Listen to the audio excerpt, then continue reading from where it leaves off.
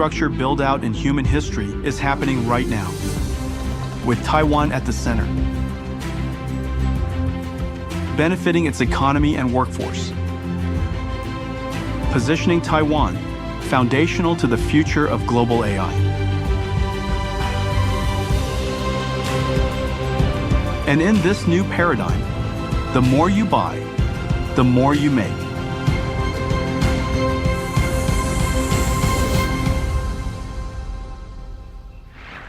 伺服器浪潮已经正式引爆，从全球最顶尖的半导体制程到装载这些晶片的机柜及系统方案，这里面涵盖了运算伺服器、网络架构，到最关键的电源管理与散热技术。今天现场我们邀请到了3位推动这个浪潮的推手。首先第一位，米玉杰博士，台积电执行副总暨共同营运长。第二位，林百里 Barry Lam， 广达电脑创办人兼董事长。第三位，林宪明 Simon 林，伟创资通董事长兼首席策略长。嗨，那我们先开始啊，米博士。这个Jensen曾经说过一句让大家非常印象深刻的话，他说台积电最重要的资产、最无可取代的地方就是信任，这也是 NVIDIA 愿意把整个公司的未来都压在台积电身上的原因。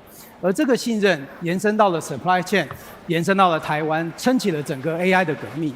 但是在信任的另外一面，是一个很艰难的取舍。AI 需求爆炸性的成长，不管是先进制程、封装产能都严重的供不应求。台积电也同时在台湾、美国、日本、全世界都大规模的扩厂。那这背后呢，都是一些天文数字的投资。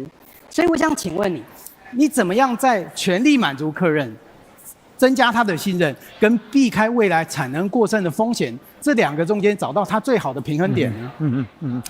我想那个台积电这个最重要的3个这个我们觉得我们的竞争利器就是技术领先啊，我们的生产的这个优势，还有对我们的客户信任。所以台积电从创办以来到现在，一直对客户的这个信任非常重视。那我想在现在 AI 的浪潮里头，如何争取到客户的信任？我想如何平衡这个产能？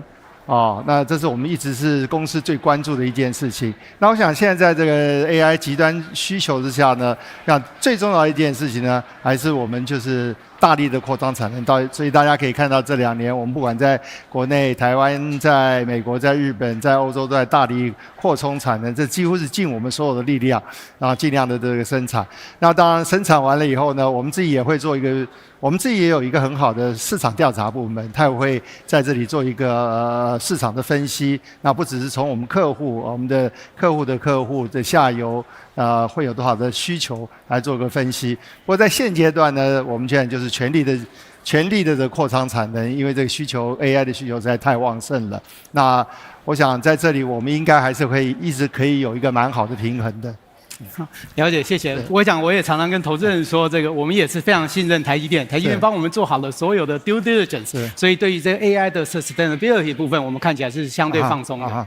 那我很快的 follow up 一下，就是说，因为现在产能还是个严重不足的情况之下嘛，就是每一个客人要的这个可能要的产能都还有一些缺口。那我们怎么样在这中间找到自己的一个因为台积电总是不希望偏颇任何一个客人。或者是在各个客人不同之间，要怎么样去找到这个平衡呢？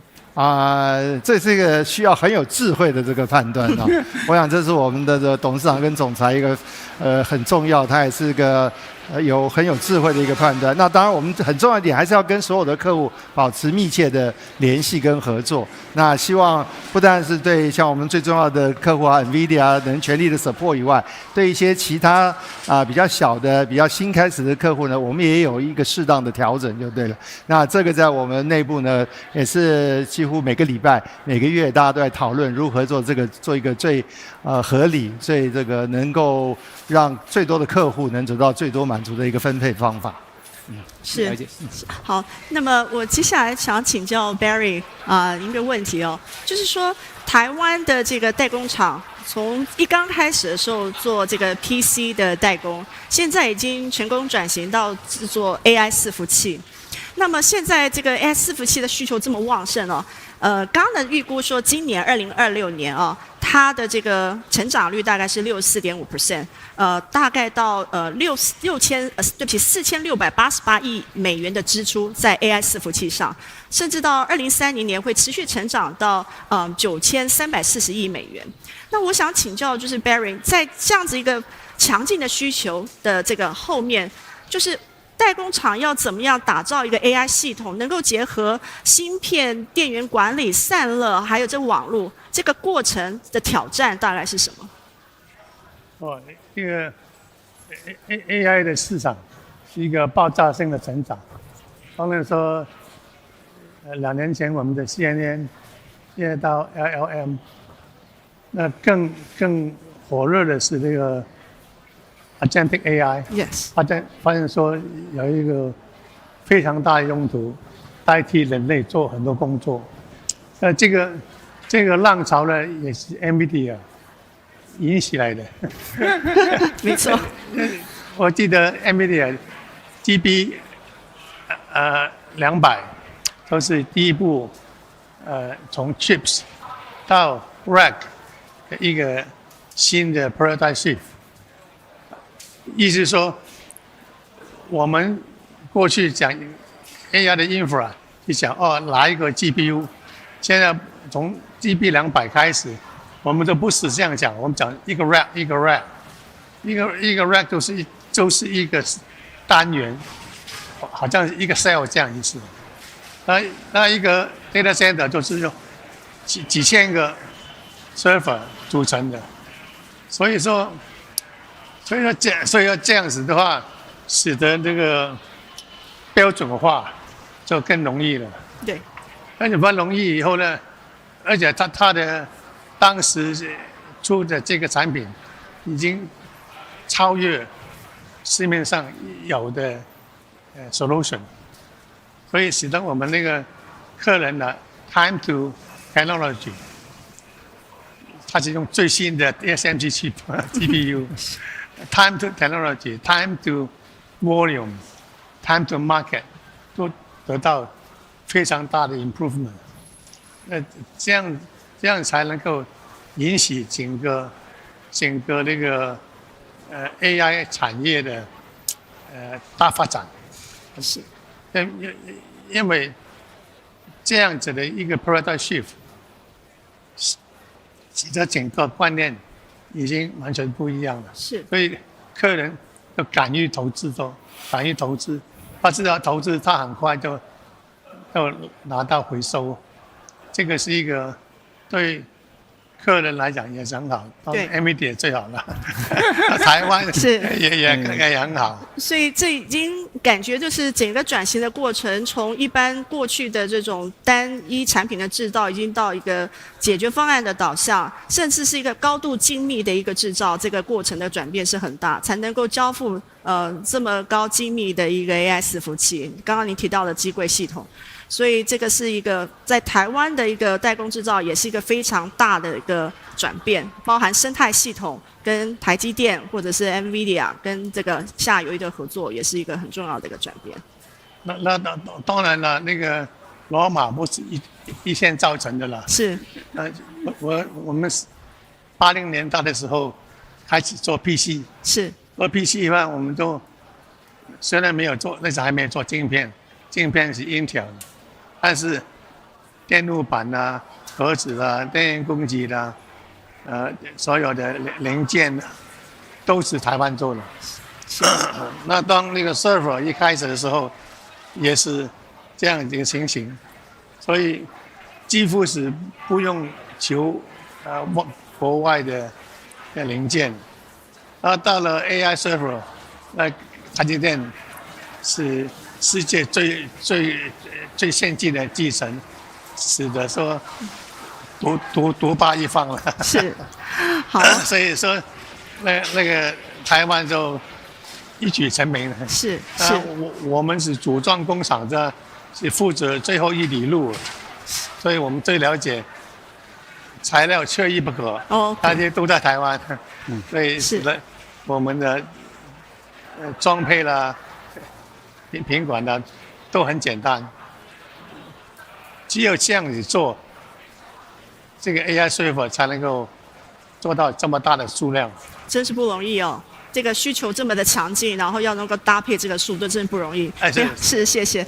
那我想再接着问Simon 您的问题哦，就是您可以跟我们分享，就是这个代工业在这个转型的过程中，您大概觉得有什么样的必要的一个的条件，才能够因应这个非常日益复杂的一个就是制造的一个流程，因为在过去的制造流程是比较单一嘛，现在比较复杂，要做解决方案等等等，而且要非常的早期就跟客户合作，那这个转变是很大。您可以分享就是说，怎么样能够真正的就是在过程中能够转型成功，然后去因应这个非常这个高精密复杂度的一个制造的一个流程？我想。刚才贝已经有提到说，从 PC 到现在这个制造的转变是很大的哈。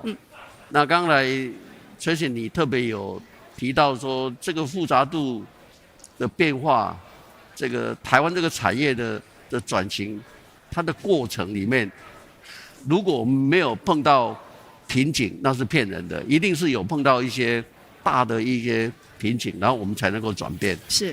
那我觉得，因为过去啊。在 PC 的时代呢，技术相对成熟，所以呢，后面的制造标准化的程度很高。那因应客户的改变，其实也不会太大。对。那现在呢，因为它技术的迭代呢，比以前还要快，对，还要更复杂，对。所以我们在因应这样子更快、更复杂，甚至更是系统性的考虑的时候，刚才提到所有的包括散热啦，各方面都要同时进来的时候，那个复杂度呢是乘以 X 倍的。所以第一个呢，我们要做的就是人才是根本。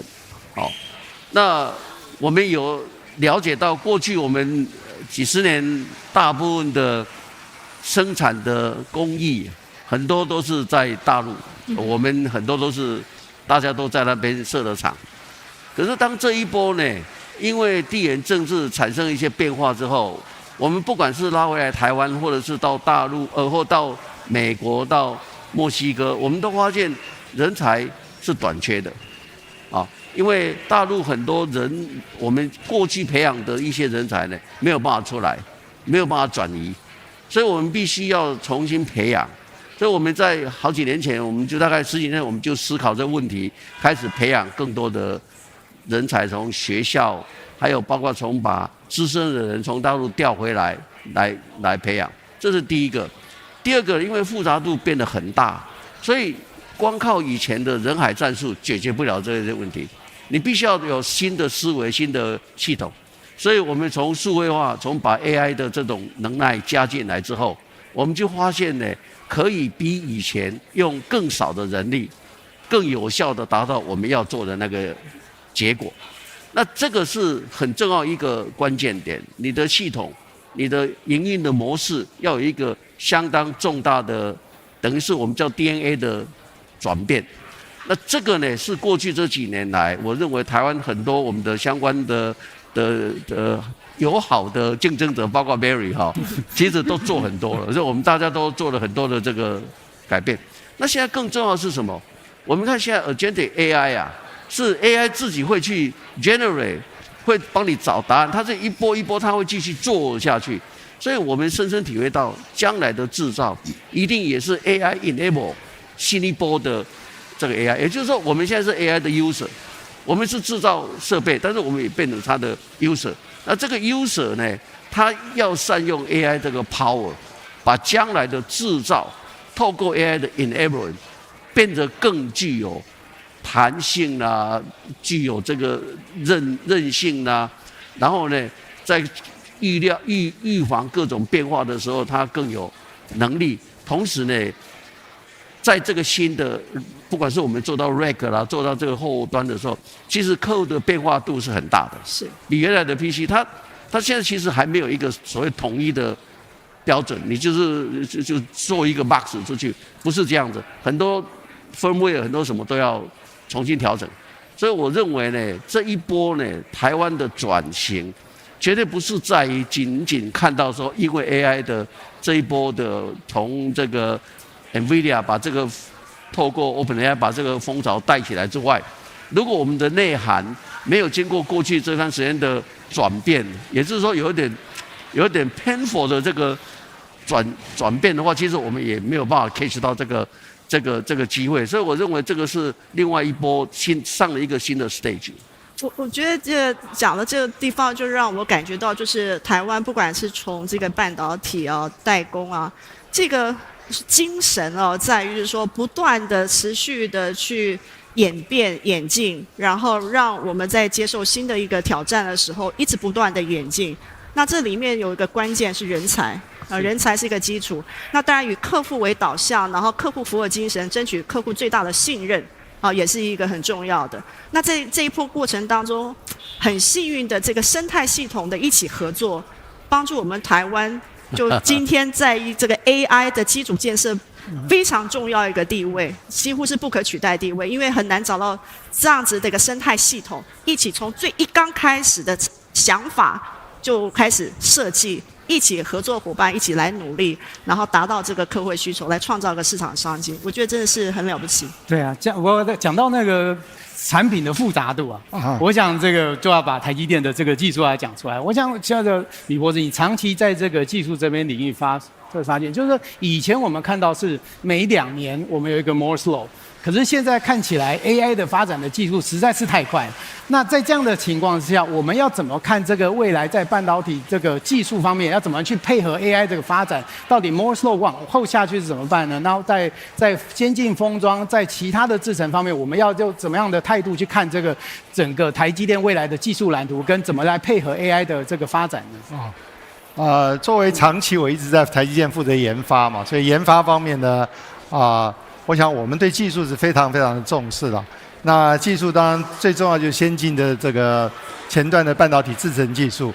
那大家谈到 Moore's Law， 那 Moore's Law 其实一直在演变那我们做研发的最重要的一个工作呢，就是持续让这个 Moore's Law 能够继续发展下去。所以我们现在在最近几年不管是7奈米、5奈米、3奈米，最近推出的2奈米，还接着我们在做的 A14，还有未来一些发展，其实都一直在陆续的推出。那在台积电，我们有一个长处啦，就是我们跟我们的这些客户是保持非常密切的合作的，所以我们对于这个先进技术的需求方向，其实算是蛮了解的，因为我们几乎跟全世界所有的这些主要的这个设计的厂商包括 NVIDIA 都非常密切，所以我们一直能够掌握技术的重点。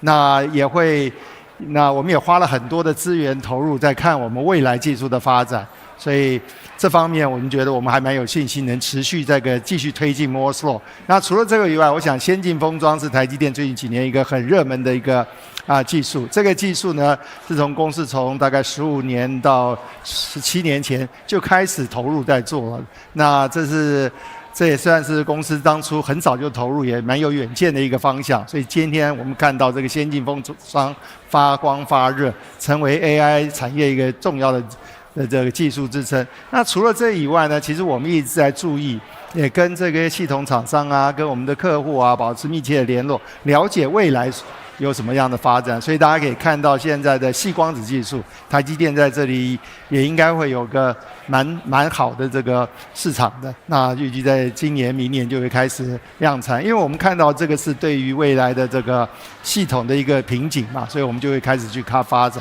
所以我们作为研发的单位，我们会一直在注意哪些东西不只是在半导体上，这可能对系统对于这个未来可能有些限制的话呢，台积电都会开始更早的去投入make sure 我们可以保持这些东西都可以在需要的时候都存在，对不对？我可以很快问一个问题，就是您刚刚说跟客户保持密切的合作，您可以举个例子，什么样具体的叫密切合作？比较具体啦，我想因为有一些我们的计划还在进行当中啦，所以当然也不方便跟大家在现在就共享。所以说现在最具体的呢，发展最快的就是矽晶片的堆叠技术。那这堆叠技术呢，现在还是在逻辑上堆叠。那我们会开始跟一些其他的这些半导体的供应者呢做这个，譬如说 memory 堆叠在逻辑技术上。那我们对于未来，我们觉得在进入这个 inferencing 这个 AI 进入 inferencing 的阶段，这个也是会一个未来的发展趋势。那当然刚刚讲到的细光子，因为我们发现现在这个 silicon 是做运算很好的，但是比较有距离的通讯呢，还是用 photon 来做是最 power efficient， 所以这一部分我们在近几年也投资蛮多的。我想大家会很快看到这个技术也会变成未来一个非常重要的一个技术发展。那当然还有一些其他的，因为我们还稍微这个还不太完全成熟，所以还不方便跟大家分享。对。我想主要可能会，我觉得在台湾的一个最大的优势，其实在于上下游的整合哈。因为我们像刚刚崔吉刚刚讲的，就是说我们台积电传统也来做 wafer 做 chip， 但是现在看起来这些已经是没有办法完全满足客人的需求，我们一定要再往下游走，要跟下游的客人合作，不管的一些 hardware 的 component、mechanical parts 这些东西都要在整体的整合设计都必须要在深圳出货前要完成啊，所以这个东西可能是在台湾的 supply chain，台积电可以跟中游、下游的合作一个很重要的一个方向吧。其实的确像 Simon， 我们跟台达电也有很多的合作啊，我们设法去了解在这个在系统上面散热啊、供电有什么可能还有什么不足之处。那有些部分呢，其实是其他人能做的，我们当然就是乐于跟大家合作。但是有一部分呢，我们发现，这个好像并没有人做，那台积电会去评估啦，我们有没有能力，有没有资源去做这些东西。那台湾，我想有全球最完整的这个产业供应链，所以身在台湾，这对我们这个发展技术啊，或规划未来蓝图也是非常有帮助的。是，那我再 follow 一个问题给 Barry。Barry， 您对于这一波这个 AI 的浪潮来得这么快，然后您在这个产业也这么久了啊，那你觉得这个对我们人最大的改变，未来不管是在这个工作上啦，或者是说生活上啦，无所不在的 AI， 您觉得会有什么样的很大的改变我们工作的方式或生活的方式？非常多那个专家学者都在猜测 AI 的对人类的影响，甚至说教宗都来关心。对，教宗来关心，对。这个要跟 philosophy 也有一个要互相配合，才能够做到好的结果。那当然现在是 LLM 这样的 AI， 它把 AI 代替人类去做很多事情。那这样子是不是会使到很多人失业？我想到80年代的时候 ，PC 来了，是不是很多 clerk 文职人员会失业？并没有，更高一层。那现在 AI 才刚开始而已，其实，那也能够成为人类很好的一个 tool。我觉得这个是一个非常好的事情。是事情。那当然说，那下一步的 AI 是那个physical AI。那有 robot 是用代替人类工作，要有那个 autonomous car 代替人类去开车。这个都很多东西都能够智慧化。那这样的话，人类就可以更改一个工作模式，来去做更 high end 的事情。那这个是一个两面的想法了。往好方面讲的话，它是很好，它是这样也可以做，现在也可以做。像 Jason 常常跟我们讲，哇，当你家里都是 automation 的时候，那你就可以不要去洗碗，不要去擦桌子。当你的工厂都是 automation 的话，那工厂根本没有人，你不是赚更多的钱吗？那当然是好事啊。那当然，就往坏方面想，你可以多坏都可以想得到。是。所以说，现在无论在美国，在美国国会啦、欧洲啦、国会啦，都在关心这个事情。是否说如何防止这个 AI 做不好的事情？这个是一个很严肃的问题，我们也要很严肃的去回答。所以说我也不是专家了，是不过说看那个 AI 的 roadmap， 哇，越来越多的应用，越来越多的解决我们越来越多的问题，很多科学问题都能够解决掉，很多那个我们平常解决不了的问题，它都可以很快解决。那这个不是很好的事情吗？所以说那个 AI 陆续还会产生很多新的 business model， 新的 startup 都会起来，找到新的 model， 新的商业模式，新的价值，使得那个人类得到好处。我觉得 Barry 说的太好了。我觉得这个应该是说，我们应该正向去看待 AI。AI 能够让我们变成英雄，做更多更好的事情，让这世界变得更美好。应该以正面的态度来看待。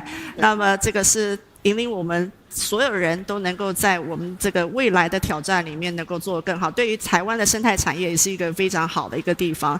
那因为时间关系，非常谢谢各位3位的一个分享，谢谢各位来宾，谢谢。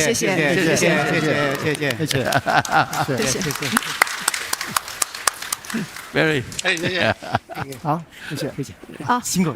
哪里？我们先要分享一些就是感想，就是今天的这个分享实在是真的是非常的了不起哦。那请坐，不好意思。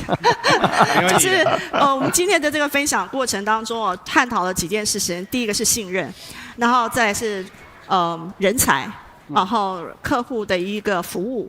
那么再重要一点就是说，整个生态体系的这种合作协作，才能够打造今天的这样的一个成功的地方。其实你看他们真正的想法，就是说他们本身在原本的工作、原本的岗位里都做到极致了，但是在 AI 的发展下，它更往外延伸了，跟上下游的整合，跟客户的关系的整合。那再往下，他们又看到了未来的 vision， 怎么样对 AI 怎么样改变我们的人生，这真的是果然是业界的这个领头羊呢。对，但我们也对了未来更具信心，觉得这个在AI 的浪潮里面，台湾绝对不会缺席，然后也一直不断的在成功的转型创新，然后让我们的人才也能够升级，技术也升级。OK， 好，PC 时代连结了人与资讯。AI 时代则让万物皆具智慧，从 AI PC 边缘运算系统到机器人与工业设备，台湾的科技领袖们正将智慧直接导入到实体的世界。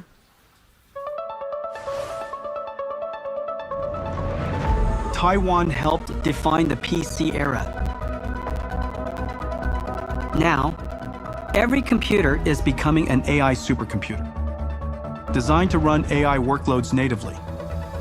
What was once only possible in the data center is now available on your desk, bringing generative AI directly to every user. With AI running locally, every application will be infused with AI, transforming how software is built and used, and enabling entirely new experiences. The future of computing is accelerated, with generative AI reshaping industries and opening new opportunities for innovation and growth. And just as Taiwan helped invent the PC 3 decades ago, Taiwan is helping to reinvent it today. 智慧成为我们日常生活的一个工具跟设备中不可或缺的一个核心哦。它将全面占住了我们的 PC 工作站、工厂、机器人以及边缘设备，更贴近数据，更贴近执行现场，也更贴近每一个决策核心。接下来我们要邀请的正是实现这项技术的3位重要嘉宾。首先，第一位蔡力行，联发科副董事长兼执行长；第二位施崇堂，华硕董事长。第3位陈尚浩，达明机器人执行长。嗨 ，Rick， 这个你的工作真横跨了这个从 Foundry 到 Telco 到今天最先进的这个联发科的 IC 设计，这个在科技业在哪里都是一个非常罕见的一个全方位的这个观点哦。这个面对这个 AI 运算这个爆发性的需求，你觉得在未来10年，在从硬体、网络到应用，你觉得会发生哪些结构性的改变呢？而在这样的这种典范转移里面，联发科有一个很特别的位置，你是少数可以从云端一路做到终端，提供完整的从端到端的一个方案的公司。你要怎样发挥这个优势，透过联发科的技术蓝图，去驱动下一代的这整个的混合运算的这个部分呢？谢谢 Bruce。我想我的确我做了几个不同的产业嘛这个经验给我很多体验。我想最重要一件事情就是我学到，不管你在做什么事情，你要能够找出和提供你的 foundational values。那比如说在台积电到 leading edge silicon technology manufacturing， 在 telecom， 你 build 这个 deploy the best network wireless wireline， 然后提供最好的服务给普罗大众。那到联发科，这个我们要怎么样做到？我们从 consumer 到 computing 到 cloud， 怎么样能提供一系列的晶片的 solution？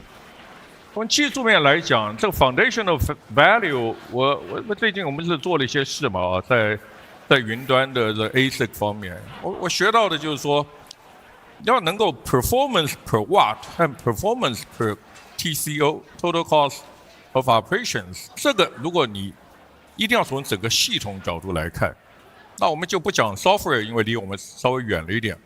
这整个的 hardware 的系统，从这个机柜 rack， 一直到里面的 board， 到里面的 XPU 到 CPU， 那现在 agentic AI 已经是完全的会是一个最重要的一个应用，所以 edge devices 在提供这个 AI 的 agentic AI 的能力上变得极端的重要，所以怎么把它整个连接起来？我想联发科在这方面我们过去从这个手机出发，现在我们比如说跟 NVIDIA 合作做 computing chips， 然后跟大的 CSP company 做 XPU。我想联发科我们很高兴，我们可以提供这些，我觉得我们可以创造跟提供另外更多的 foundational value 给我们的客户，给这个社会。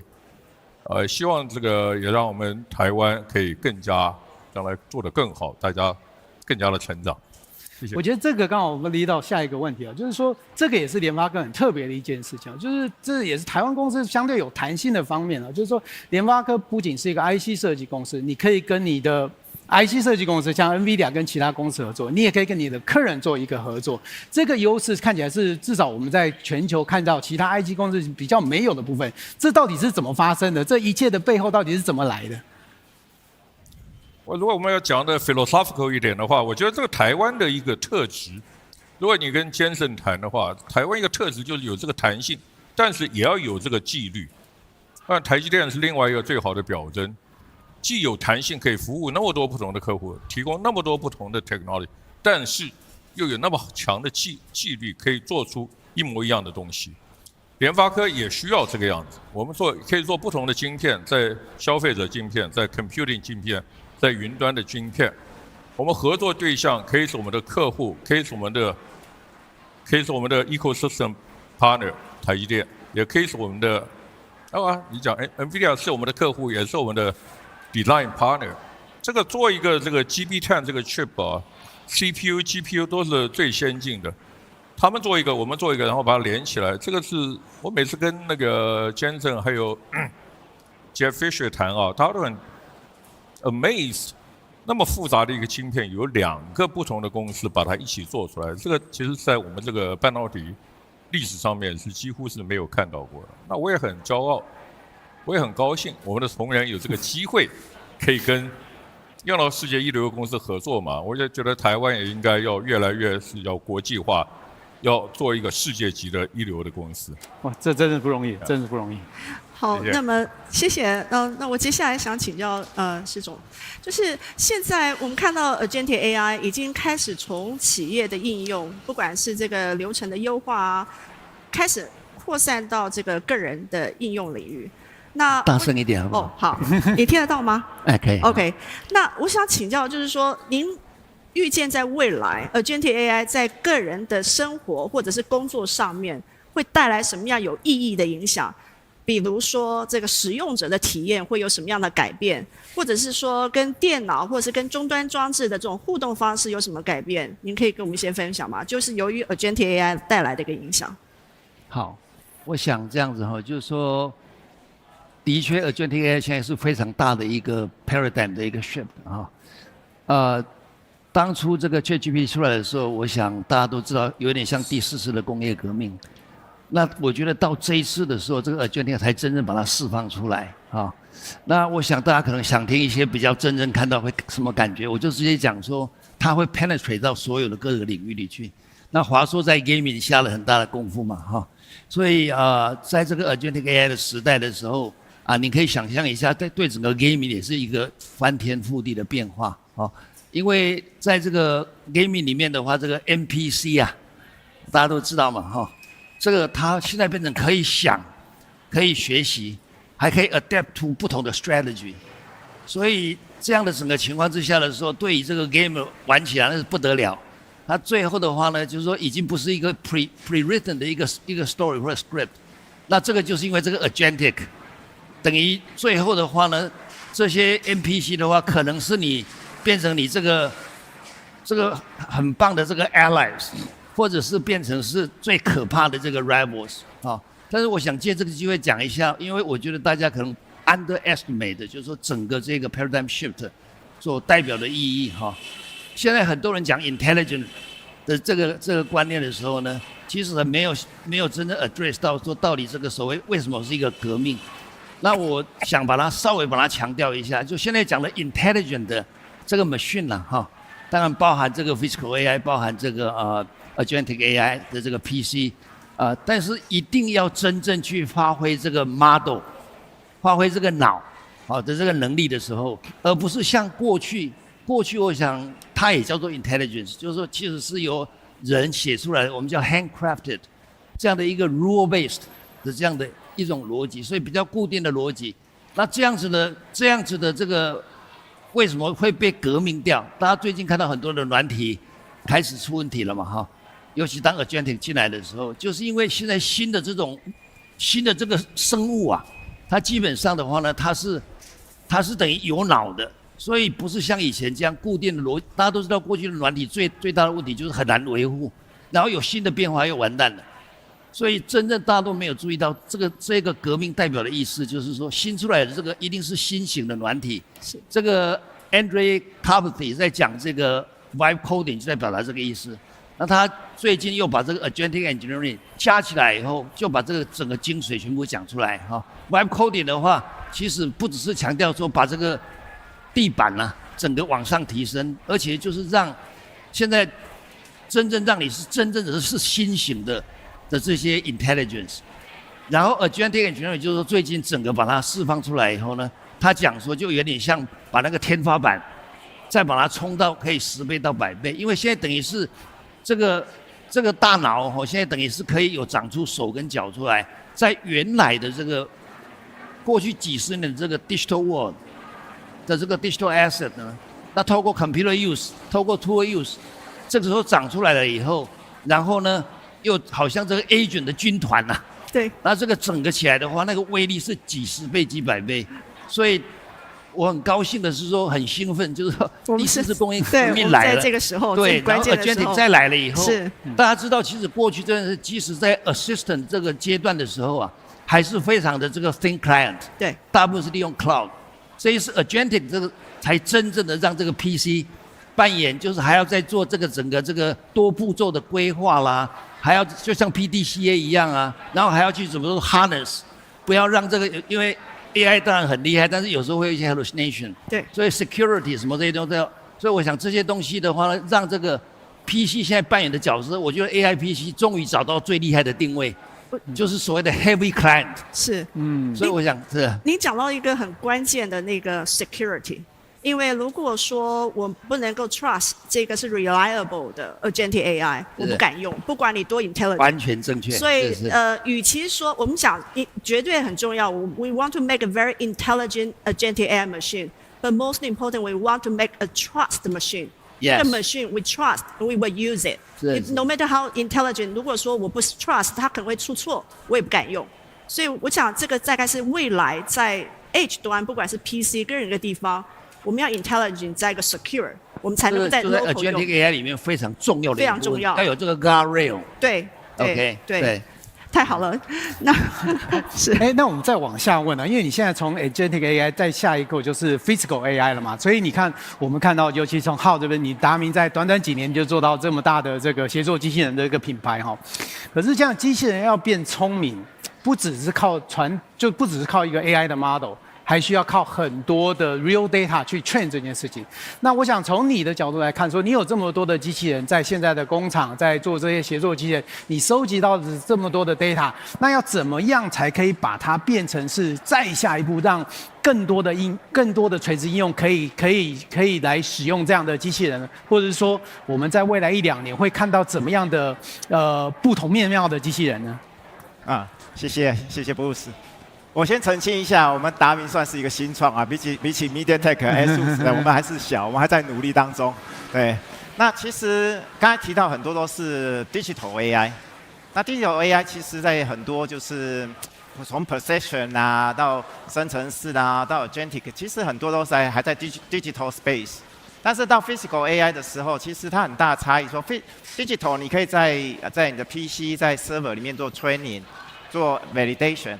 但是 physical， 因为你有 simulation 这些，可是到 sim to real 有一些 gap， 所以最终你还是可能要在 real 的环境里面去 implementation。对，那这时候就会说，就比较就障碍会比较高一点。可是其实我自己是学 control 的，我以前都学的是 kinematics， 学的是 dynamics。简单说啦 ，kinematics 其实就是数学 ，dynamics 其实就 physics。所以我以前学的这个东西，好像在新的 AI 出来之后，我们讲 physical AI 出来之后，好像这个好像我以前学的东西好像没有用。我老师说，我自己的老师是说，你懂就是还是要教以前的原来的 model base， 就是刚才董事长这边提到的 model base。所以你懂这个最基本的 physics， 然后再去了解你跟sim to real 就 digital twin 里面到底有什么 gap。所以这个 gap， 所以我们收集很多资料，如果能生成，其实 NVIDIA 确实是 trigger 这样子的一个 initiate， 我套一下我们总裁 Barry 讲的话，是 NVIDIA initiate 这样的机会。然后2年前我们都不相信说这个 robot 可以靠 training， 而不是靠数学跟 physics 来达成，所以它确实initiate 这样的机会。那我们收集这些资料之后，如果可以生成，可以在digital twin 里面，在 virtual world 里面去生成，然后让这个 gap， 我说 sim to real 的 gap 越缩越小，这时候你去直接 deploy 就会比较简单。那所以这个就是 physical AI 它最大的 gap 应该在这里，但是现在整个技术的这个的 migration 其实真的是蛮快的，我们也非常 excited 说我们在这个时代，不过确实也蛮 tough 的。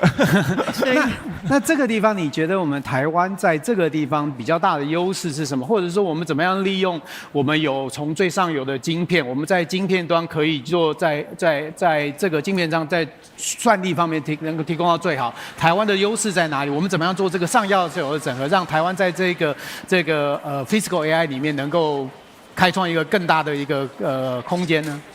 好，谢谢布斯。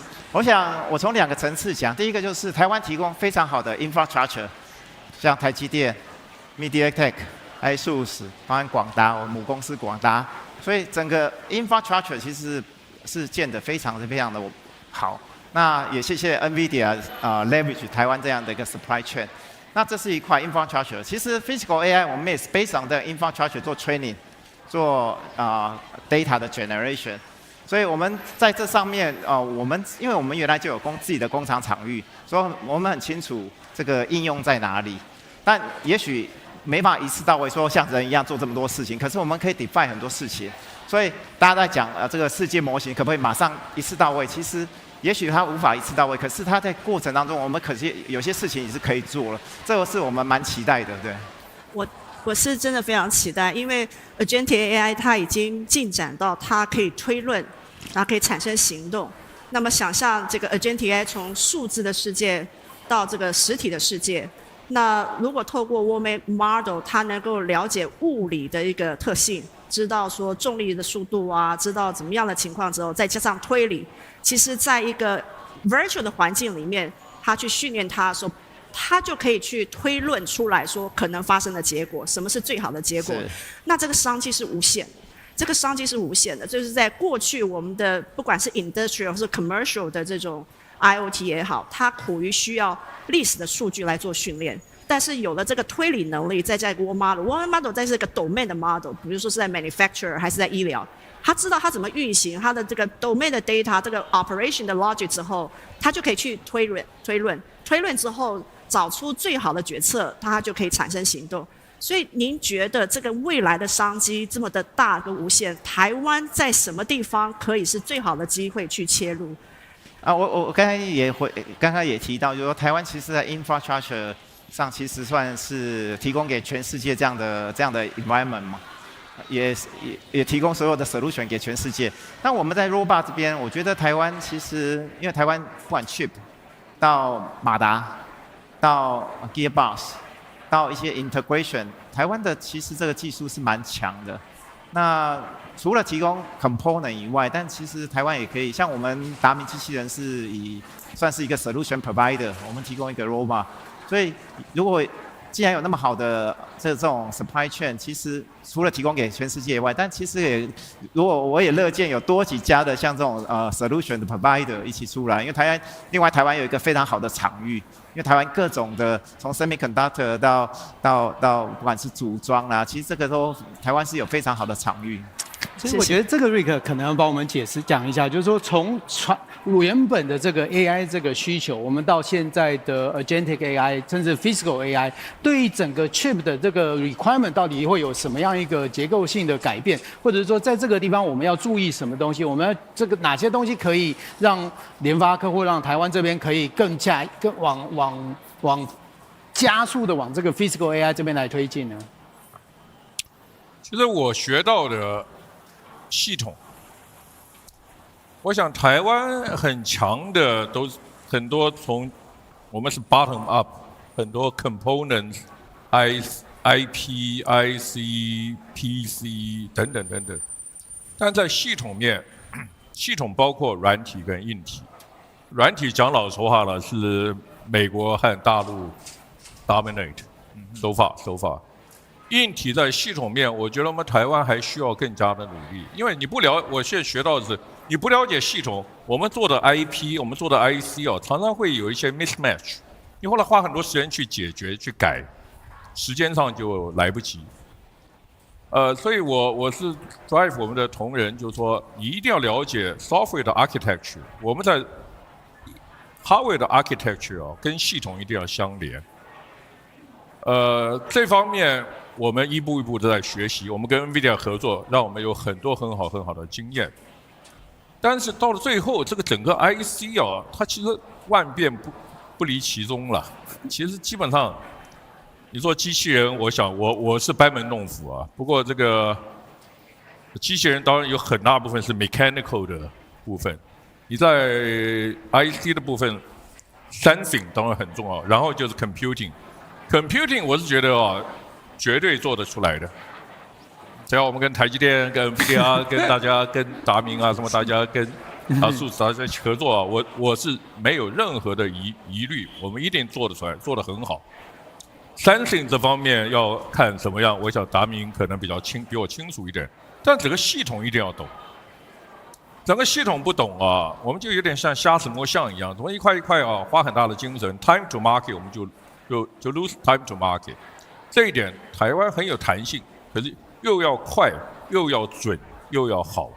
这个我希望我们能够一起做到，大家一定要好好合作，对不对？一定要好好合作。这个我感触非常深哈，就是说，其实刚讲到像这个机器人这边的话，其实现在美国跟中国啊都非常厉害，非常快哈。但是我觉得台湾必须要拥抱这个现实，所以还是要再多一些这种深耕型的这种哈，就是我们本来叫做从 paper 到 product， 那么真正把刚讲的这个整个 system 的 engineering 是或者 Jensen 在讲的 full stack， 那你知道整个所以然以后，因为现在有 AI 以后，整个是 integrated 的，所以要在这边能够做到收塔。你如果不这样去贯穿的话，事实上的话，你可能很难真正跟人家可以比拼。所以像我们在讲这个 agentic AI 这个部分的话，最近因为这个对整个 AIPC 终于找到一个很重要的定位以后，但是这里面的话一样，你怎么样去掌握？所以像 N1X 其实是做了非常好的 architect， 在整个到需要多大的算力，然后再必须考虑到像这个 notebook， 你的这个 power consumption。那么在真正发挥 agentic 的时候，我想大家知道一个很重要的东西，就是说你最后到底要用 local 的 model。还是用 cloud model， 这个整个 hybrid model 里面，那最近这几年其实整个这个不是只有在 cloud 这边的整个这个 model 的这个进化哈，其实尤其是 open source 那这个我知道大家知道中国都非常强所以这边很多的这个 state of the art 的这些东西，然后怎么样反而在这个 agentic 的时候，因为是变成在 local 就要能够推理，为什么要这样呢？大家知道现在最近 agentic 开始以后现在这个 token 开始要付很多钱所以现在成本的问题变很严重。那本来 local 就有很多重要的东西，像你的这个 low latency， 像你的这个整个这个 security 更加的 personal， 这些东西都是它的优点。所以这些东西加在一起的时候，这个 local 的 model， 事实上因为过去在 open source 这边整个进化真的非常快。那大家知道在 local 的时候，其实你不一定要像在 cloud 那样的 model 是等于百科全书全知型的，所以在 MOE 的观念就变成很重要事实上你着重在更加真正跟这个有关的东西，然后更重要的是你在这个 local 里面的话，怎么发挥 local 的这些所以在整个这个我们一般在整个算力还有这个 memory 的这个 bandwidth， 还有这个 memory 的 footprint。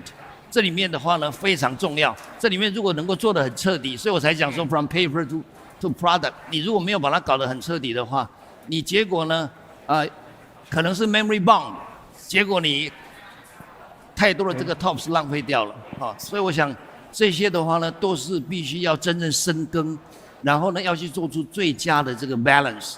Hybrid AI 的话，你两边到真正最厉害的时候，你还是可以利用 cloud。对，所以我想这里面两边的这个更加需要很强的这个 system 的这个 engineering，hardware 跟 software full stack， 那才能够真正把它发挥到淋漓尽致。这个是我们很兴奋的地方。所以换句话讲，做一个 PC OEM， 它要做的不仅仅是一个平台，它必须要贯穿上一层的应用 ，purpose build 给什么人用？他是 gamer 还是 creator？它来做什么用？把它上面那一层的需求，然后把它整合在一起，这样 user 他拿来用的时候是有意义的，去 support 它。这个是我想您刚刚所提到的那个贯穿，不能只做 paper， 要把那个贯穿的一部分把它做出来，才能够真正落地。对，所以我想台湾过去当然很 proud 我们的这个 supply chain 这个，但是我一直就是很有感慨，就是从 Intel 时代开始。其实真正这个吃香喝辣的是这个 Intel 跟 Microsoft 嘛那华硕是比较愿意，就是说从 paper 到这个 product 也是下了蛮多的功夫了，希望有一些 differentiation。那在现在这个时代的话，你刚刚讲了，所以其实不能够只是满足于就是最前沿的那个 design 里面很重要一个东西叫 design thinking。你如果没有在 design thinking 这边真正跟这个 desirability，你等于最源头的东西没有的话，那常常可能是牛头不对马嘴，或者说完全就是听人家讲的东西。所以这个能力在台湾是特别的缺了。所以我觉得台湾为什么我一直讲说，我在台大那时候也一直在讲说要深耕型，包含台大最近在很多的 paper 我想你看现在最近大陆实在是太强了啊，所以这个是我们要很谦虚，就是该拥抱现实的要拥抱现实，然后赶快把这些东西补起来。台湾还是有很多现成的这些有利的点，那这样的话才有办法去对付这样一个问题。是。所以总结来讲，我们今天听到这个在座的3位来宾，有一件很重要的事情，就是说台湾的优势是我们的基础的建设系统，但是同时我们要这个垂直的领域去深耕、去突破。我们有不足的地方，不管是应用场景，还是解决方案，还是跟第三方的合作，在开放平台，我们都必须要更宽阔的这种方式去拥抱、去挑战。因为这个在未来的机会是无限，尤其是在这个 physical AI， 怎么样去把握，这是一个非常重要的部分。非常谢谢各位3位来宾的分享，今天谢谢。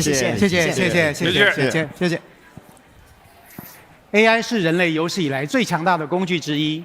它让我们学得更快，创造得更多，能解决更困难的问题，更能把梦想变成现实。而 AI 已经开始真正的动起来，它会推理，会使用工具，甚至能跟真实世界互动，能够自己规划、整合跟随时调整的 AI agent 推动下，台湾的工厂、机器人、供应链变得更聪明，也更强大，而且永不停止脚步。The age of AI agents is here. AI agents represent a significant economic opportunity.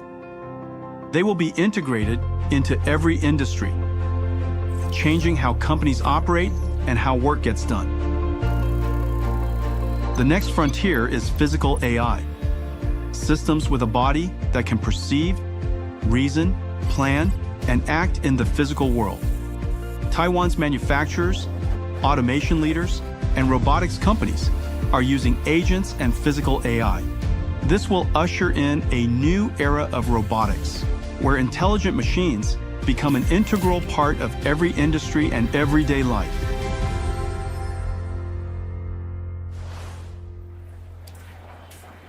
台湾的制造业者已经把 AI 代理人实际用在工作上了，打造出智慧工厂、仓库、工业系统，还有机器人。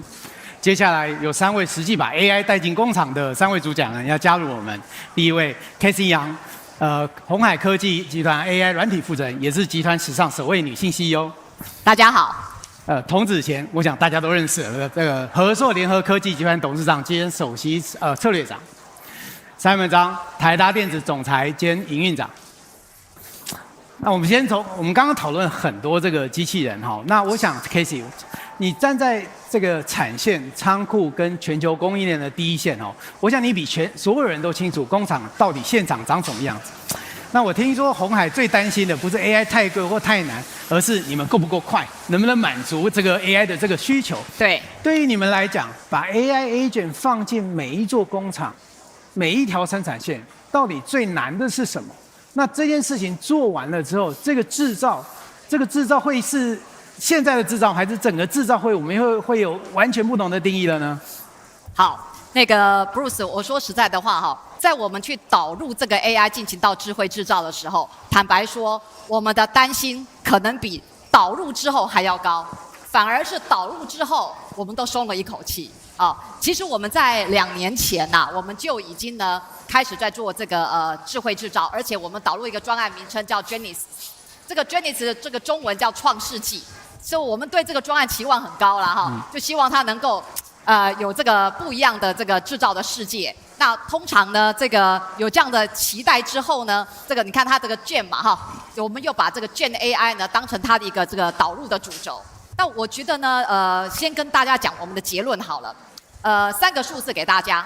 第一个，我们现在排线的产能效能提升50%，然后呢，我们的误判率下降50%，然后呢，我们的这个就是异常的真因分析提升精准率到90%。那大家就会很惊讶，我们怎么做到的？其实跟大家说哈，我们其实做对了3件事。第一件事情哦，很多人都会想，哇，我要导入 AI， 我一定要先赶快搞进很大的这个专案。其实不是，第一件事情一定要把资料收集好。所以我们呢，在第一件事情，这个是我们刘董事长非常有远见的地方哦。他要求我们做什么呢？先把会议记录都收集好。过去几年来，所有的会议记录都先收集起来，所有在异常问题所发生的任何的异常的过程处理的流程记录收集起来。我们发现这个事情我们做太对了。今天回头来看 ，data 是最重要的。第二个是什么呢？你不要期待 AI 马上帮你做天翻地覆的事，所以你要把它放对位置，你要让它真正的进入什么呢？你的 workflow 去。而且呢，第三个是什么？看到对的点、痛的点、合适的场景，你就赶快进入，你不要再等。所以刚刚就 Bruce 讲嘛，我们其实担心的不是怎么导入，我们担心的是不够快。所以呢，在这2年，我们用非常快的速度导入非常多的用力，而且这些用力现在都用得非常的成功。我举一个厂长的故事给大家听哦。厂长的这个工作是什么？他就是要保质保量，对不对？每天所有的产能他一定要交付完成。可是呢，讲得很简单，但是大家知道吗？他每天早上进来，他要开多少会议？有多少供应链、生管、品管、采购要开会，才能确保我们可以达成这个效益？但是现在不是，我们导入了一个叫 Agentic Ops AI。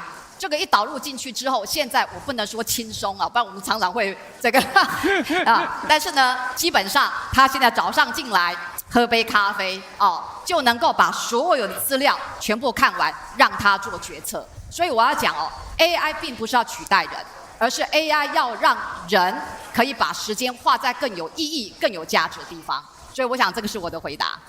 哇，真是太棒了！我想这个 AI 的确不是要取代人，只是让你做更多事情而已，它可以管更大的工厂的，对不对？是。好，那么我接下来想请教这个童董事长这个 Agentic AI 已经从这个数位的世界进入到这个实体的这个物理的世界那它可以进行推理，它可以产生行动。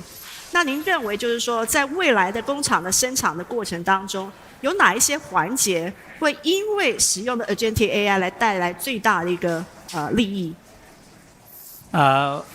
我想那个过往的工厂呢，大家都知道，有大型的工厂其实是非常的复杂你会感觉刚才所提的从生管物料到实体制造，有很多复杂的事情要解决。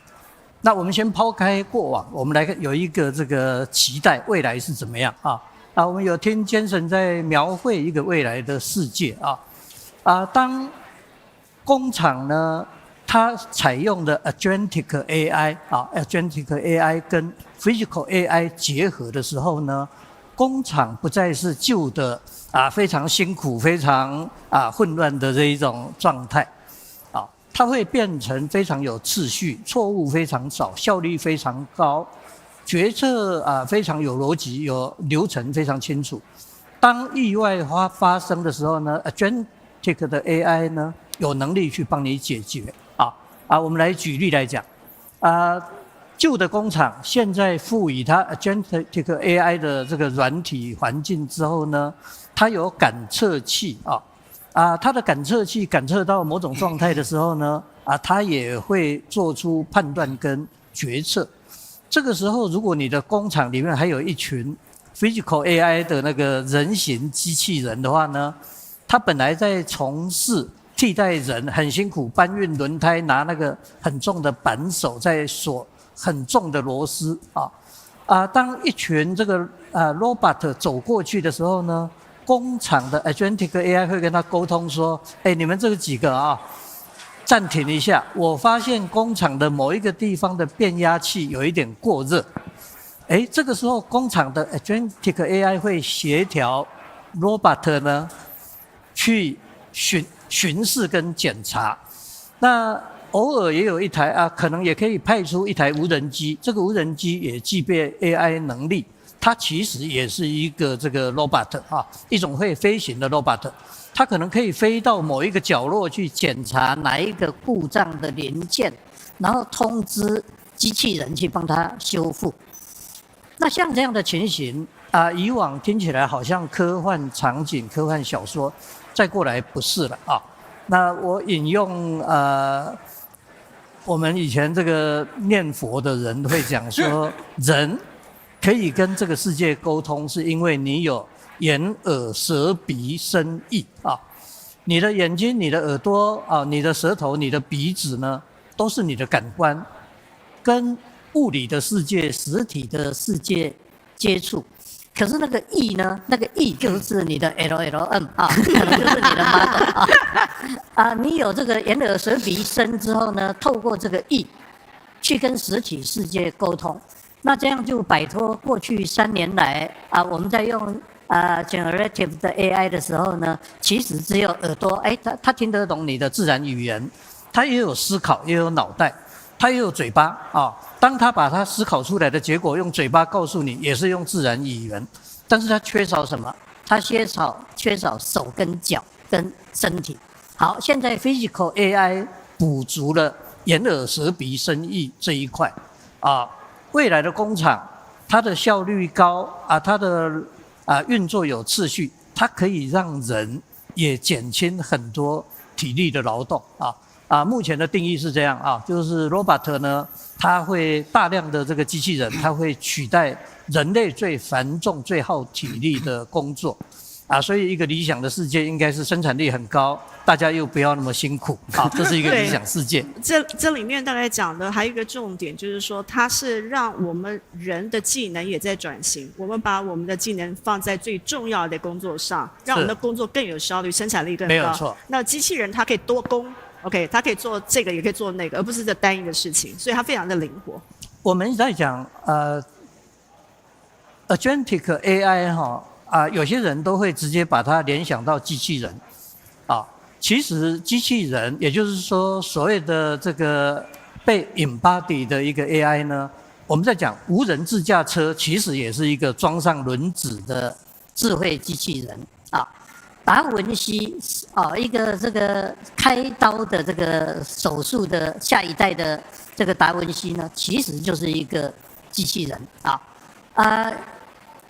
Boston Dynamics 它有做那个4只脚的机械狗。当你要去救灾，当你要进入一个危险的这个工地的时候呢，你可以先派机械狗去，它其实也是一个狗型的一个 robot 也就是说，刚才举的例子，无人自驾的计程车跟机械狗跟达文西，它们其实就跟 robot 人形机器人一样，都是 physical AI。这个 physical AI 配合上像最近半年非常流行的龙虾那龙虾就是说它是一个软体，可是你会发现它可以替代你滑鼠、打键盘跟自动下单买股票你把刚才的这个 physical AI 跟龙虾这样的agentic AI 结合的话呢，未来人类的生产力会非常的高，不会停留在以往只能替你泡咖啡。是，我想这个还是要回到一个最根本的问题就是说这个要支持这么多的 AI 的发展，我想电是一个非常重要的一个问题就 Simon， 就是说现在看起来这个其中一个很大的挑战是怎么样把电一点都不浪费，又稳定的送到 GPU 的旁边，送到 XPU 的旁边那 Delta 在这边很特别一点，是从电网等级的电气设备一路到 chip 端的这个电源模组，从 Grid 到 GPU 也是另外一种形式的端到端就说这个在全世界很少公司可以做得到。那我想说，你要怎么样利用这个优势，在整个 AI 能源时代的这个基础建设里面扮演更不一样的角色？我想台达在做这个电源的产品线的时候，我们就很早就开始规划从电网到 chip， 所以有很多现在看到的产品都不是今天端出来的，是已经默默的做了5年10年比如说像现在在谈800伏，我们这个早就已经开始，下一波要用固态变压器 SHT 取代传统的矽钢片的变压器，这个应该会在这1、2年，最慢明年就会爆发这个时候，整个电源系统它变成是可调可控在过去传统的 AC 是不可调不可控，那改成 SHT， 从中压、中高压一直变化下来，它是可调可控，它可以适应这个 AI data center， 它的 loading 是 up and down 非常的厉害所以传统的电源系统它是要用很多的电容器、电池来做瞬间的 backup 啊，那它没有办法，传统变压器没有办法做调整，但是 SSD 可以。那经由这样子，就会让整个端到端的效率有效的提供，而且我们可以看从中压一直到0点几伏，这中间要变换很多次，每变换一次，它的漏时就会增加很多。那如果导入 SSD 以后，中间有很大一块的原来现在的产品会不见了，所以它转换的次数变少，效率又会大幅提升。那很多人在讲说，你这样子不是把自己的产品都杀掉吗？我觉得不可以这样考虑，因为这个是趋势。如果你不站在趋势的浪头 leading 这样子的 industrial change， 那你等别人做，你再花了那你丢掉的不是既有产品，是未来的整盘棋，整个市场都不见了。所以台达在这个电源系统里面，我们真的是有很多单位在做那除了这个电源之外，我们还有提供很多的这个散热因为只要有 loss， 它就会有热。那唯有电源系统加上散热系统，你才可以发挥整体的效益。我想台达要做这么范围这么宽的产品，我们已经不跳脱传统的这种产品 design 的经验我们把 AI 导入设计阶段我们里面有一个大的 program 叫做 Smart Design 那从 AI 用大模型呢就开始 review 市场的 information， 然后客户的规格然后 safety 的要求、法规的要求都会让 AI 帮你做 summary， 要不然 engineer 要花很多的时间去读那这个读规格不是他的专业领域那接下来我们把所有的电子元件、电路或者是整机都建成 digital 的模型、数位化模型。那在还没有做硬体之前，我们就在摸解的环境里面不断的迭代很多次，找到最佳设计，才开始去制作样品那样品出来以后，你就很快的验证你的 simulation 跟你的硬体之间差异有多少。那最后的 testing 也都是可以在 virtual 里面的环境完成。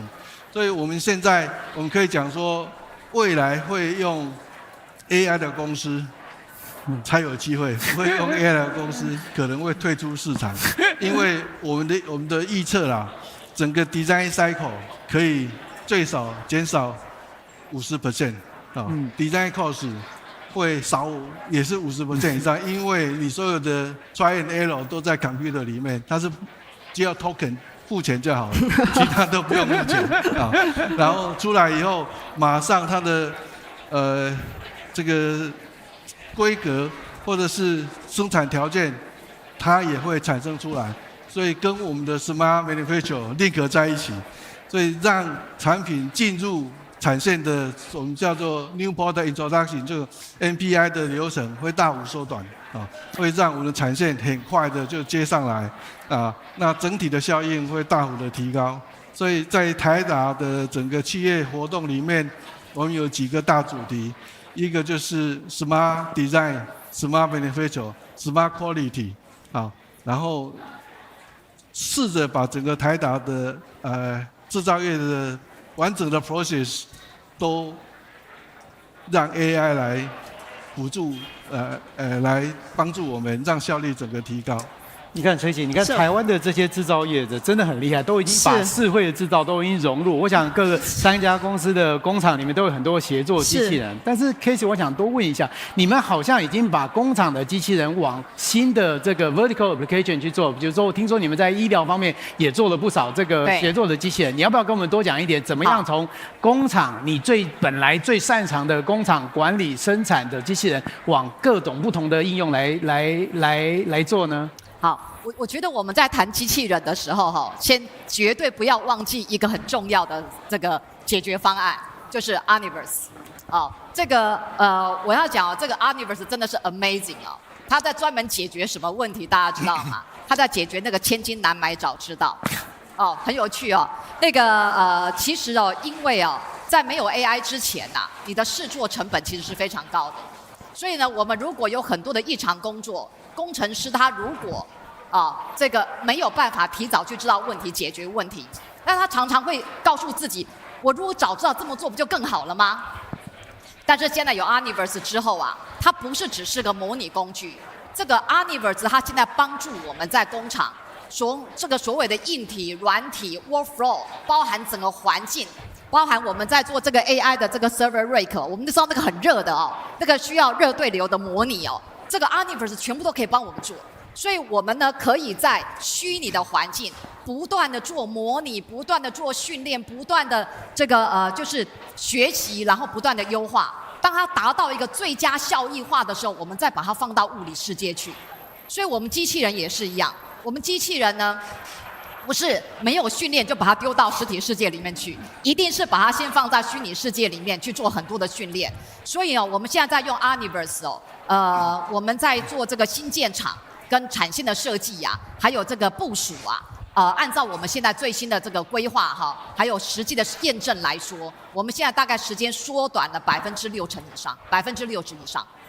这是个非常非常大的进步。我们现在的机器人在美国已经实际上面可以做到什么呢？它现在可以做到 pack， 然后它可以做到简单的组装、锁螺丝，这些都可以做可是各位，这个不是机器人我们认为最大的价值。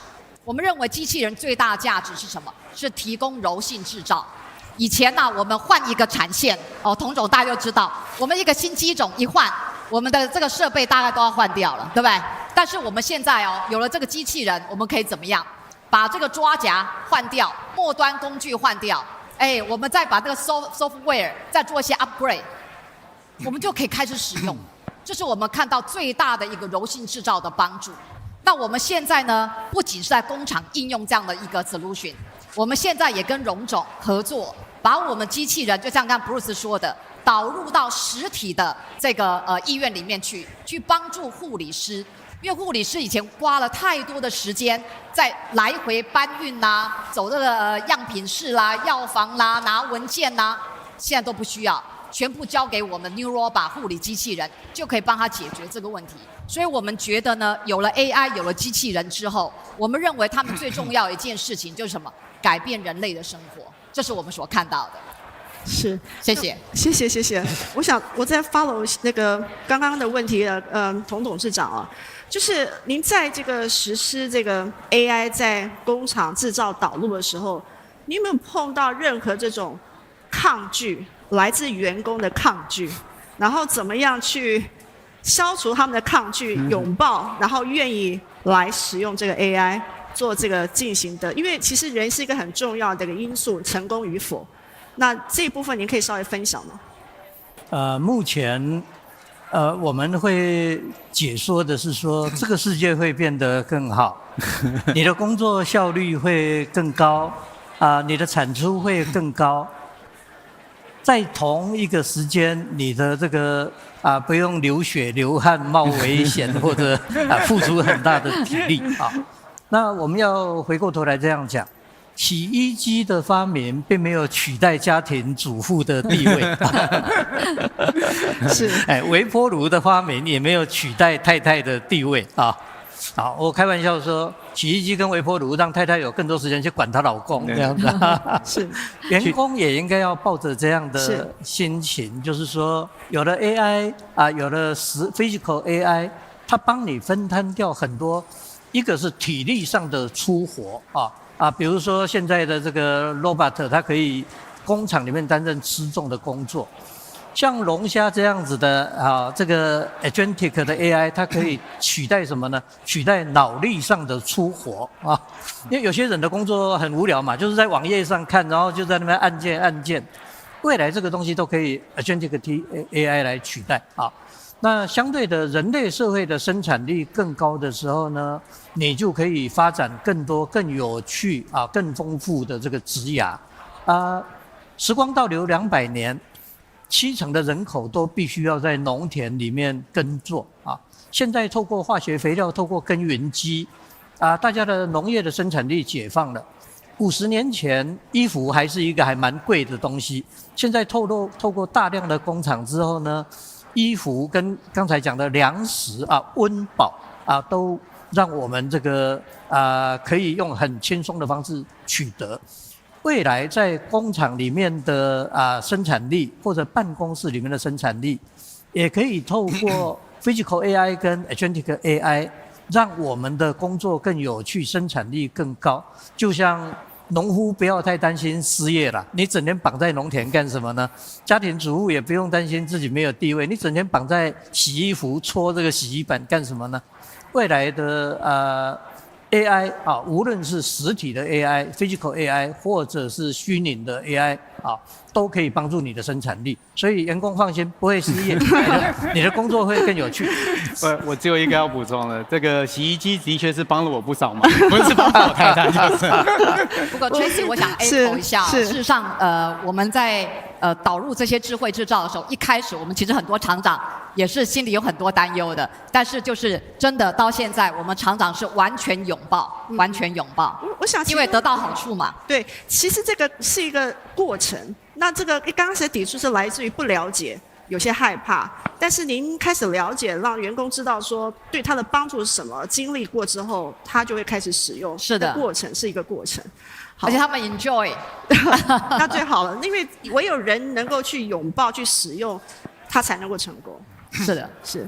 对，我想这个机器人跟这个 Agentic AI 到 Physical AI， 就是说我们3年前来看这 GDC，2年前、1年前，你可以看到很明显的改变。就是3年前我们在看的时候是 Generative AI， 到去年到今年，今年看起来这个 Physical AI 的曙光已经看到了。好，所以这个东西我觉得这是这3年很明显的改变。我们从一早上的主讲人到现在到你们真正实际在使用这些方面，我想这个 addressable market 看起来是非常非常惊人的啊。对，是。那么我们就稍微做一个总结吧。OK， 这个总结就是说，这个 AI 的未来呢将会首先对不起。我们要谢谢3位来宾今天的分享，非常感谢各位，谢谢。AI 的未来取决于各项资源的取得，包含算力、云端基础建设、研究平台，以及那些能让企业与开发者真正动手的开发工具。这就是为什么台湾正全面投入 AI 生态系统的一个建设，从每一个环节全力支持下一代的创新。AI development depends on the full stack coming together: compute, platforms, talent, and local infrastructure. In Taiwan, that ecosystem is taking shape, connecting researchers, startups, and enterprises with the computing and platforms they need to build and deploy AI locally and for the world. Startups accelerating innovation, researchers advancing discovery, and enterprises scaling intelligence. The entire ecosystem is being enabled. This is driving a new wave of innovation, from AI factories to AI agents to physical AI built on a common architecture that spans from cloud to edge. AI 正迅速成为每个国家都必须投入与支持的重点。能否取得算力，已经提升到国家战略资源的一个高度。台湾现在站在最前线，为台湾也为全世界建设 AI 基础，真是展现取得算力资源多么的重要。那么接下来3位来宾正是推向这一项工作的重要推手啊。首先我们欢迎第一位是叶威严，通用机器智慧云端创办人兼执行长。第2位李弘毅，国立台湾大学教授。第3位姚延忠，亚湾超算创办人兼执行长，富士康的 AI 基础设施部门。那在正式开始提问之前哦，我想跟各位分享一个小故事哦。大概在这个10多年前的时候，我曾经有一个机会访问这个 Jason， 那时候我就问 Jason 说，Jason， 如果说您可以给一个台湾的新创公司，说未来想要做新创的一个公司，或者是说年轻的学子，他未来要步入这个 AI 的产业啊，你会有什么样的建议？那他当时给了我3个答案，10多年前我到现在的印象还非常深刻。那我觉得到现在还适用，所以跟各位分享。他说第一个是，你必须要对这件事情充满热忱，你要有兴趣，因为有兴趣你就会持续投入，不管多困难。那么第二点就是说，这件事情它必须带来有极高的一个意义跟价值，对于产业或者是对商业的一个影响，它必须是要极具的影响力，因为这个产出的价值才能够延续哦。那么第3个是说，你必须要挑这么多事情中哪一个是最困难的，门槛度最高的，因为只有门槛度最高的、最困难的，它的竞争优势才能够持续下去。OK， 所以我觉得到今天不管是在新创或是个人就职职业都是可适用的。所以我想第一个问题就先请问这个李教授就是你长期跟台湾的不管是新创公司或者是年轻人学子，他们要这个步入这个 AI 的部门，您觉得就是说，在未来的这种培养人才这个部分跟过去有什么不同？然后怎么样能够让这些人才能够在这个刚刚所说的例子里面找出一个真正挑战困难是最大，却又能够改变产业的一个方向？我想说，您是不是可以分享？如果呢，你是在讲现在这个时间点，当然我们需要有能够开发 AI 的人才，有能够部署 AI 的人才，有能够应用 AI 的人才。那等一下其实也可以听一下2位业界先进，他们现在需要什么样的人才。但是如果我们把眼光放远一点的话，假设我们从5年后来看，我其实要问的问题是，我们到底还需不需要培养人才？尤其是我们所谓传统的 AI 人才。如果我们所谓传统的 AI 人才就是那一些，比如说能够训练模型的人，那未来这个训练模型是不是还是由人类来做？会不会可能其实是由 AI 来做？我们现在已经看到太多的蛛丝马迹是往这个方向走了。大家可能前几天才看到说 OpenAI 说，哇，他们的模型解决了什么很难的数学问题。今天你常常看到类似的新闻，就算在我们实验室也看到很多这样子的例子。比如说有一个同学呢，他有个博士生，他很厉害，他发现说呢，过去有一个大家常用的算法有一点问题，他就把这一个演算法呢直接丢给 AI 说，你是不是觉得这个有问题？ AI 就说确实有问题，给了我们一个新的证明，然后我们就发表了一篇很不错的文章，颠覆我们原来的想法。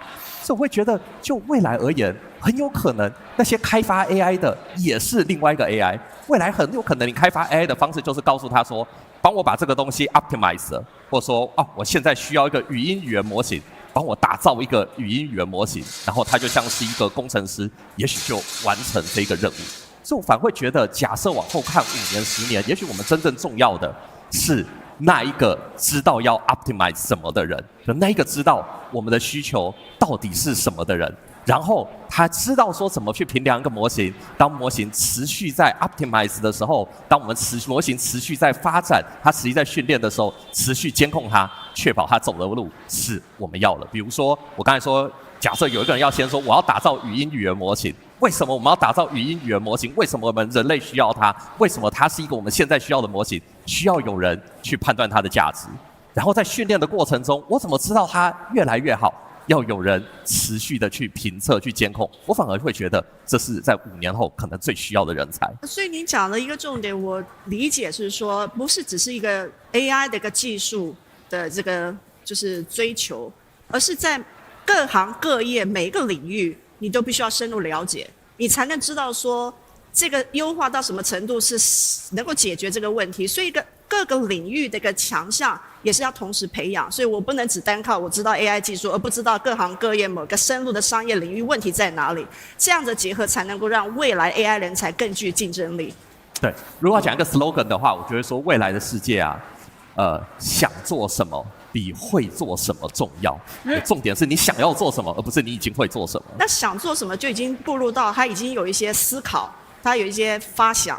他才能够做到那一步。所以这是一个非常好的一个建议，对于未来的 AI 人才怎么培养。谢谢。我想到这个想做什么又有行动力又年轻的人才，我们就要把 Alex 叫出来了。对 Alex 啊，你花了半年时间在美国问土地、问变电站、问能源法规，硬是把怎么样办 data center 的这一套新法都带来台湾了。那你把这个昂贵又难取得的 GPU 算力，让台湾企业可以随选随用，就是基本上跟水电一样的 all you can eat。那你觉得这个台湾的新创企业，在取得算力上，他们目前最大的痛点是什么？那当算力可以被你这样很顺利的 provide 给他们的时候，整个台湾 AI 创新的速度又会有怎么样的改变呢？我觉得这个问题非常好。我觉得过去可能企业在使用 AI 的时候都在讨论说去使用这些 GPU， 可是老实讲 ，GPU 实际上只有在少数的新创，就是 AI native 的这个公司在使用，因为它实在是太痛苦了。它 GPU is 比较 unstable， 所以你需要有 infra 人才、research 人才、预训人才、后训人才，还有 inference 的人才，才能去使用这些 GPU。那事实上现在也有一个范式的转移，就像是 Jensen 说的这个token factory 的一个概念，就是说我把这些 GPU 给虚拟化，变成这个模型服务，对吧？那我们就会集成多上百种的模型，从语音模型 voice model， 再到可能是 video model， 这个还有以及 image model， 还有以及语言的大语言模型 for 不同的 context。那这样子的话，事实上可以让任何的企业快速的去使用 AI instead of 就是直接去使用去 provision 这些 GPU， 因为实在是非常非常困难。这不只是台湾的问题，而是全世界都是这样子。所以这能快速的去就像是教授刚刚说的，是去问这个问题，而不是说我就算已经知道该怎么问这个问题，却执行不了，这是非常痛苦的事情。所以是希望是说，把所有的这些困难点简化，变成一个 token 的模式，让大家去使用。我觉得这个可以 bridge， 就是说现在企业想要落地的一些困难，所以他们唯一需要思考的事情就是说 ，What should I do with AI？ 只要他去思考出来之后，他就能去快速的去执行，通过tokens 或是通过模型的服务 ，instead of 用 GPU。哦。那讲到这个Token Factory 哦，那我还是要回到 Neil 这边哦，就是说这个 Vision Bay 即将启用全台湾最大，而且是全世界第一个用 NVIDIA GB300的一个超算中心了。我想这不是只是单纯盖一个 data center 而已，而是帮台湾打造在 AI 时代的一个基础的建设哈。就是我想请教你，就是说台湾过去很多企业甚至公部门 data 都得送到境外去做一些算力的处理，再传回来。那这跟我们一直强调的，或者说你也一直谈的这件事情，就是 key 的这些 data 跟这个 domain know-how 要怎么样留在台湾？这也就是大家一直提的这个主权 AI 的这个概念哈。那在台湾成为了一个这个 Neo Cloud， 要怎么样平衡你跟传统的这些大型的 CSP 的关系？那在一个同时又竞争又合作的情况之下，你要怎么找到那个平衡点呢？好，谢谢主持人。我想这个问题我常常被问啊，尤其这个我来自于这个鸿海集团，那我们很多的客户也都是 CSP 这些这个客户。那坦白说，这个1年多前，当我们宣布说我们要这个踏入这个 AI DC 的这个产业的时候，很多的客户确实对于我们有蛮大的 concern。那1年过后的今天，其实我发现这 chemistry 已经在改变了。那它改变有几个原因呢？第一个是 GPU 短缺，所以呢，造成这个 CSP， 我们看到美国很多的这个 CSP 业者，它跟这些 Neo Cloud 的 Service Provider 在这个合作，所以其实已经逐步的不是一个这个竞争关系，而是一个这个合作关系。那第二个呢是这个 CAPEX 转 OPEX， 我想前阵子这个华尔街其实对这一块非常有疑虑，所以造成了这个股价有一段时间其实不是那么的这个亮眼，某种程度跟 CAPEX 转 OPEX 的关系。那刚好我们接到了这样的一个这个生意机会。那第三个呢，我觉得是这个产业它还处在一个分工被定义的一个状态。我为什么这么说嘞？我们看这个 PC 跟这个手机 industry， 其实在最早之前，我们这些 OEM 的客户都有自己的工厂，所以他一方面他要经营这个品牌，一方面要做工厂。但是人不是万能，所以最后的结果就是走向分工，大家去负责这个最擅长的那个专业，所以 OEM 逐步的把工厂的包袱丢掉，丢给 ODM 或 EMS 去处理。那 OEM 专心在产品的研发，在这个品牌的这个 marketing 上面。那我认为接下来的这个市场其实也会逐步的走向这样的一个模式，也就是说，我们的这些模型公司，或者是这些云端的服务业者，他就 focus 在他的这个云端的应用的服务的研发，甚至模型的研发，剩下的这个所需要的这些 token 或者算力，他交给这个愿意而且擅长建 AIDC 的这一票人去做处理就好。所以这样的一个分工，它会让整个的这个创新的研发的速度，其实会走得更快。是，那你现在看到你的这些新创的客人，在开创新的应用的时候，你看到你有看到明确的一个方向吗？因为我们现在看到的就是可能有少数1、2个有爆发出来，可是没有看到一个明显的趋势。我们知道 agentic AI 要起来，我们知道 physical AI 要起来，我们看到1、2间少数的公司起来。那你从你的角度来看，因为你有一些现成的客人，你有看到面向比我们广的情况，你有看到一个比较大的趋势吗？就是说这个有没有哪几个应用会先出来，还哪几个应用可能是第2波，哪几个应用可能是第3波呢？其实这是一个很好的问题啦。那我认为所有的这个企业甚至模型公司都还在一个探索的阶段。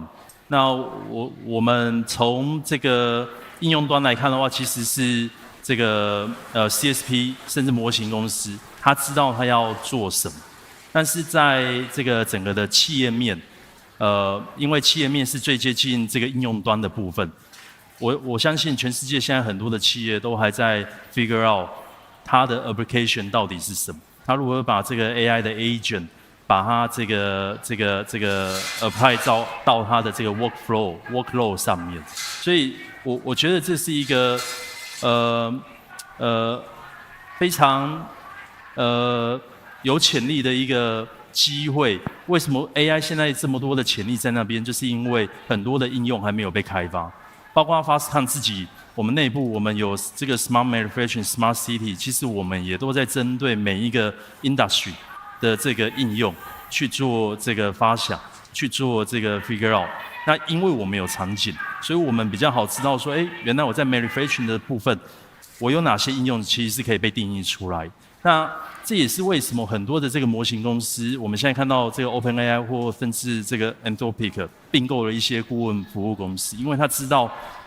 他必须要走进这个企业，去针对每一个不同的 segment， 不论是 semiconductor、医疗、国防安全等等的每一个 single segment 去做这个 deep dive， 他才能更清楚的知道说哪些产品是应该被这个开发出来。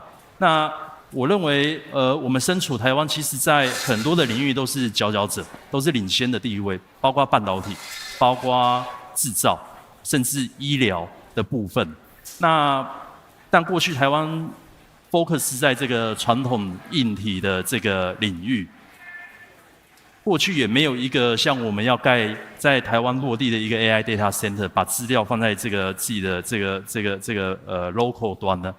那我相信台湾本来就有一个很强的这个 domain knowledge， 甚至很多的这个 data。储存在 local， 只是说要有一个这个 advanced 的一个 computing 的这个 capability 去帮他把它 enable， 然后让整个的这个 domain 因为有好的算力，所以它能做更有价值的一个事情。所以我想很快请教3位各一个问题哦，就是你们可以分享，就在台湾，如果说从这个你们新创公司跟学校，也许跟政府。是怎么样来一起来合作？就整个生态系统要怎么合作，去培养人才或是建立这个主权在台湾的数据中心的能力，因为它不是只是算力的问题，它还包含所有的这个业务模式的这种创新啊，或者是人才的培养啊，或者是这个就是公司跟学校之间的一个合作啊，尤其是在创新啊，或者是怎么样子，您可以稍微每一位都稍微分享。好啊，我可以讲一下吧，就是现在事实上也有一个范式的转移吧，就是从 training 转到 inferencing。那我可以补充一下这个刚刚的一些问题 ，if I may， 就是现在有2个点在 inferencing 已经是显知，就大家每个人都知道，今 scaling 非常快。那简单来说，有一个 common denominator， 就是说 AI 是非常非常好在解决 structure problem set， 所以像是有一个 single source of truth 的，像是 coding 这个东西是已经基本上是大家都在使用。那你也看到 Anthropic 增长非常快。那另外一个就是在 video 还有以及 image 模型成长非常快，所以这是2个赛道，就是已经是起飞了，就是 token 啊，还有是使用量啊都增加。那这个相应的就是说 ，OK， 既然这2个产业已经增加了，那 as a 云公司我们继续服务这些东西，服务这些人嘛，所以有几个人才会需要大量的增加。那我觉得是台湾是非常可以专注培养，尤其是台湾是硬件的王国，那硬件上面的这些 firmware 都非常强势，所以可能是在机房的建设的这个 DevOps，K8S 的管理人才 ，Bare Metal 的管理，就是集群的管理这些的人才非常缺，还有甚至是说去做 networking， 就是光传输，因为你要做整个集群的规模化，都需要做这个。非常大量的这个 networking 的人才都非常需要，这是底层。那中层的话，就是说现在说token maxing， 不知道你听过这个东西啊？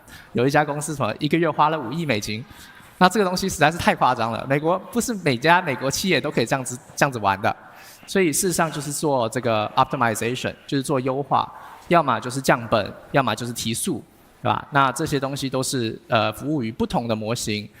从就是 video、image、audio， 还有以及语言模型、不同文本的长度的 reasoning 的模型、non-reasoner 模型，都需要做优化。那这些做优化的人才，我觉得像是台大啊这些东西是非常非常可以去专注在 focus 上面。这个人才在全世界非常非常非常的缺。那在上层就是说what questions to ask， 那就是说这些东西都可以让我们这些云。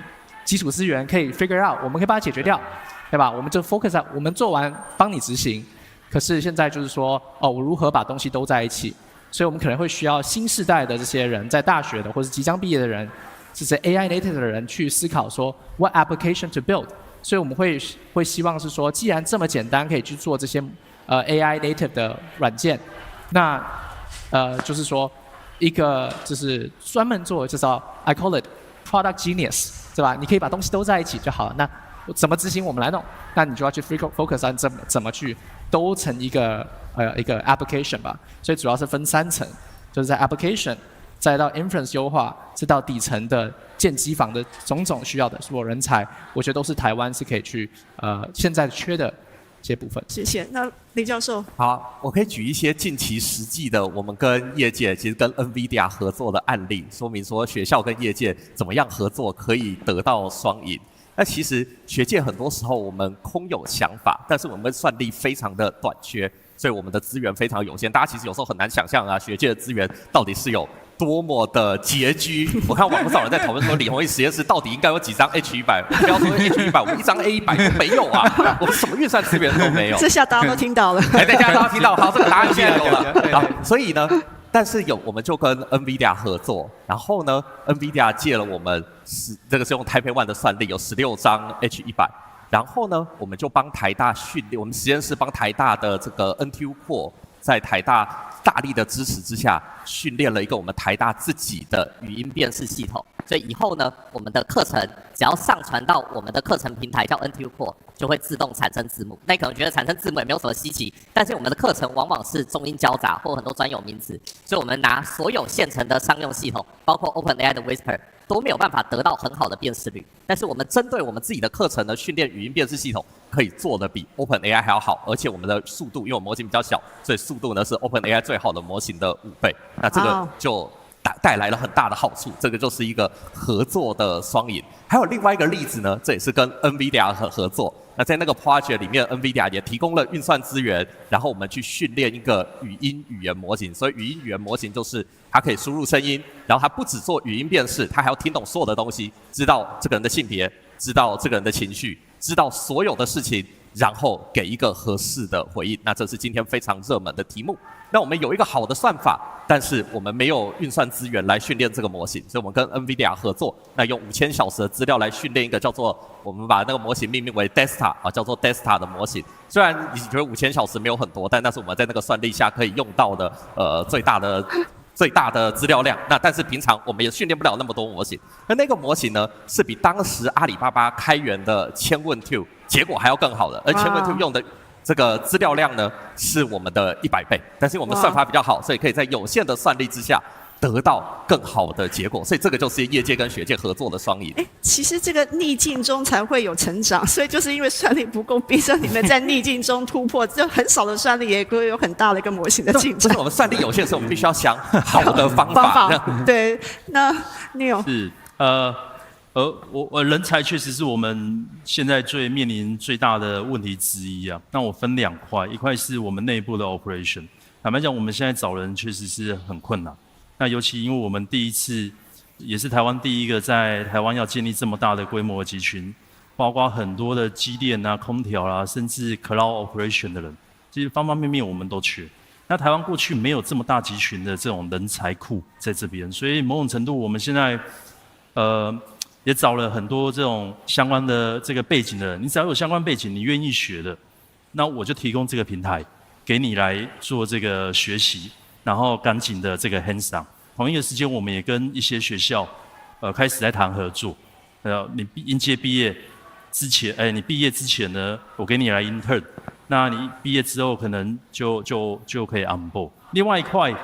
这是比较偏这个供应链端的，另外一块是这个 AI 应用端，这一块其实我们跟政府也有一些这个合作，也一直在想说，如何通过，因为我们已经有了一个先进算力，通过先进算力让政府去做这个 LK， 然后它 LK 给到一些新创或者学术的这个机构，所以去这个incubate 这些 AI 的应用人才。Tracy， 你觉不觉得我们今天就是这个好像是一个 Team Taiwan 的延伸？是，我们有最资深的前辈，有中生代，还有一些新血。我想这个 Team Taiwan 充满希望，充满希望。Taiwan can help AI industry。我想这应该是今天最好的一个总结。而且我想今天的在座的不仅仅是那种业界的大佬，这新兴学子，应该都听到3位各位应该有很多的想法，然后希望能够投入这个未来的一个重要的一个AI 时刻的来临。好，那么再过几分钟 ，Jason 就会在隔壁会场登台演讲，他将与各位分享 NVIDIA 的愿景，以及如何建构我们刚才所讨论的未来。我们要谢谢今天杰出的嘉宾，谢谢他们分享 AI 的未来的发展以及所带来的洞见与愿景，同时也感谢 NVIDIA 全体同仁以及我的搭档 Tracy。也谢谢 Bruce， 谢谢 NVIDIA， 让这群各领域的杰出领袖今天都能够齐聚一堂在台北。Jensen 马上就要上台发表主题演讲了，我想你们跟我一样都等不及了。感谢世界各地所有正在收看的观众朋友，谢谢大家。我是在台北流行音乐中心现场的 Tracy 蔡。我是 Bruce Lu， 谢谢大家的收看，欢迎参加 GTC 大会。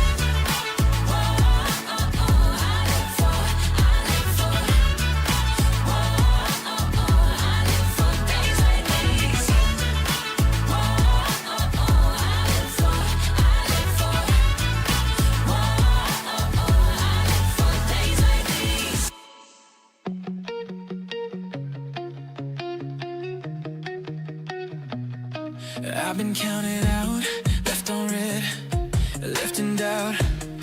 Every maybe felt like never, but I kept your picture in my wallet. Folded corners, yeah, I saw it. Every time the world said whatever, I get that tightness in my chest. When the floor drops, I don't rest. I just breathe, then move step by step. I'm never gonna stop trying, even when the waves keep rising. You can see the fear in my eyes, and still I'm standing. I'm never gonna stop reaching, even when my hands stop bleeding. Every little scar is a reason I'm still standing. Never gonna stop trying.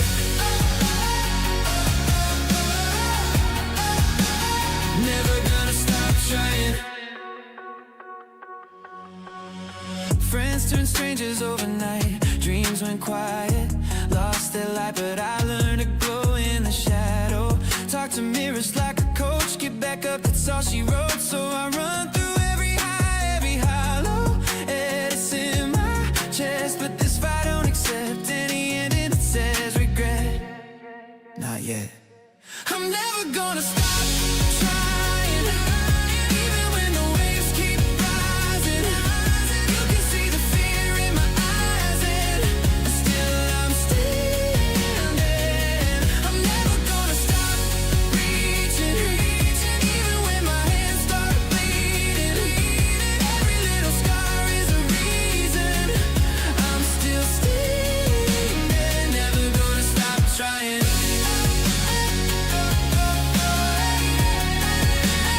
Never gonna stop trying.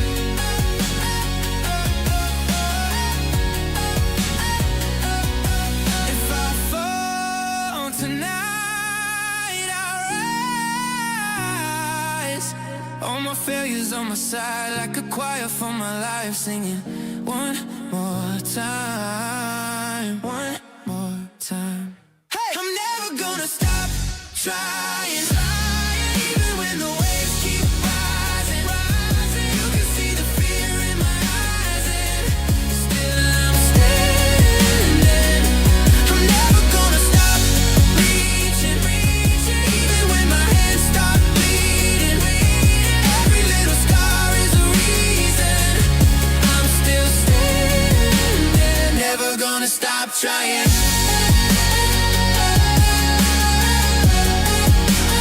Never gonna stop trying.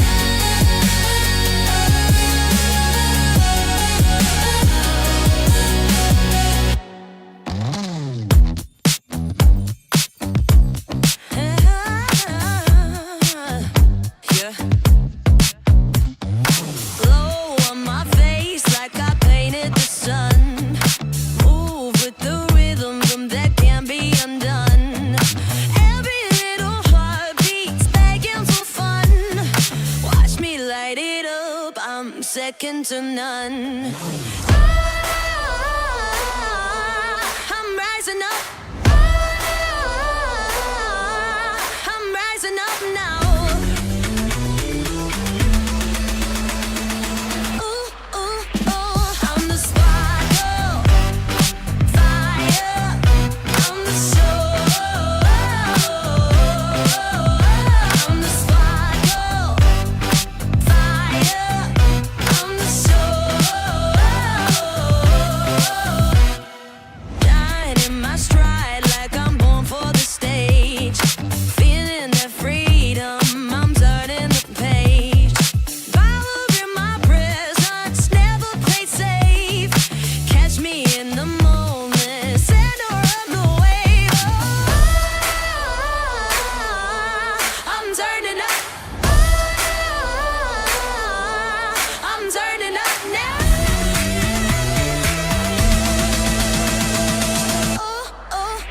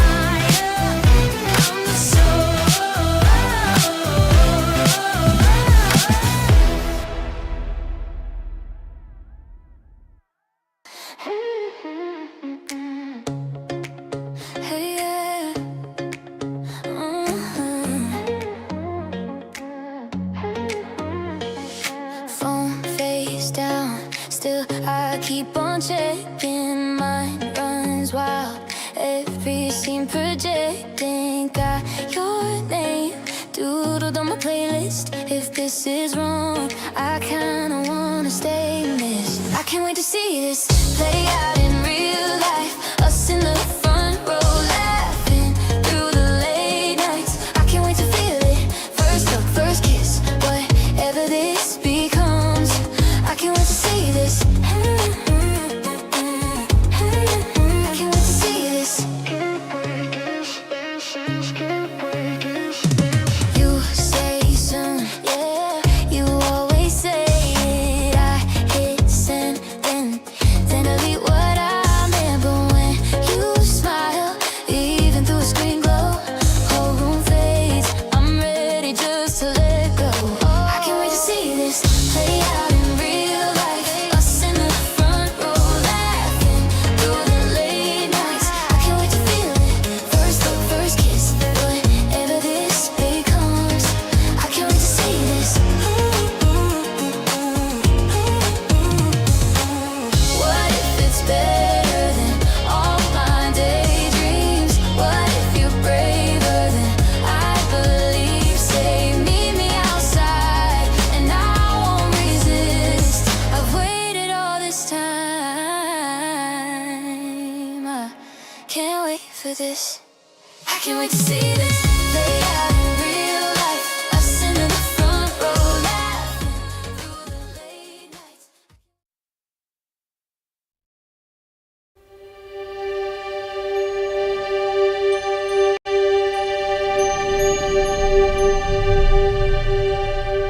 This is how intelligence is made. A new kind of factory. Generator of tokens. The building blocks of AI.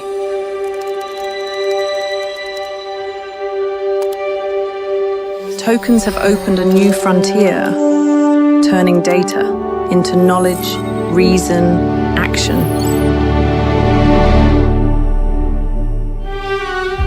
They reveal patterns in complexity we could never see.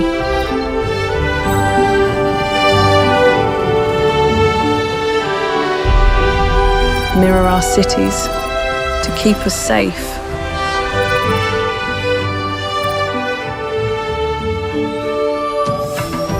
And lift us high above them.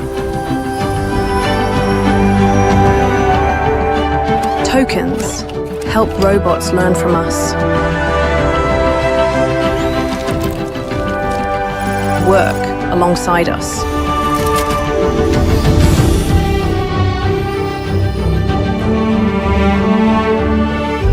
They go where we cannot.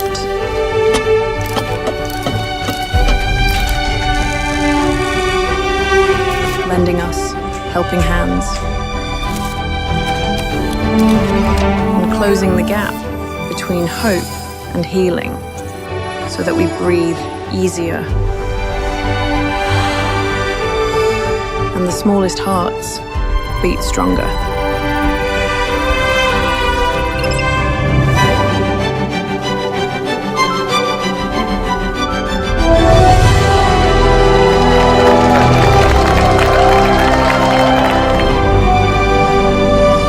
Tokens are helping us break new ground on a scale never attempted.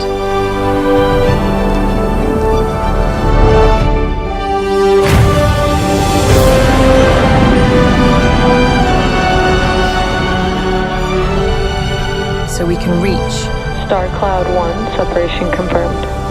To infinity and beyond.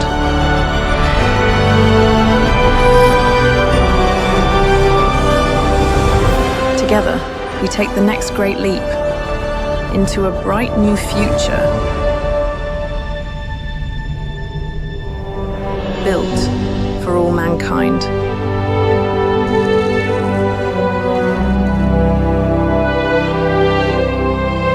And here, in Taipei, is where it all begins.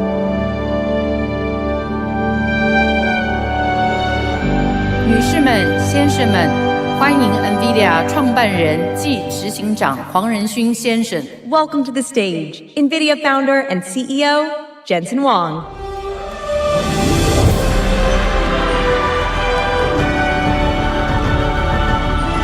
大家好 Welcome to GTC Taiwan. So great to see all of you. Very good to be home. I brought my parents home. Where are my parents? Everybody give a round of applause to my mom and dad.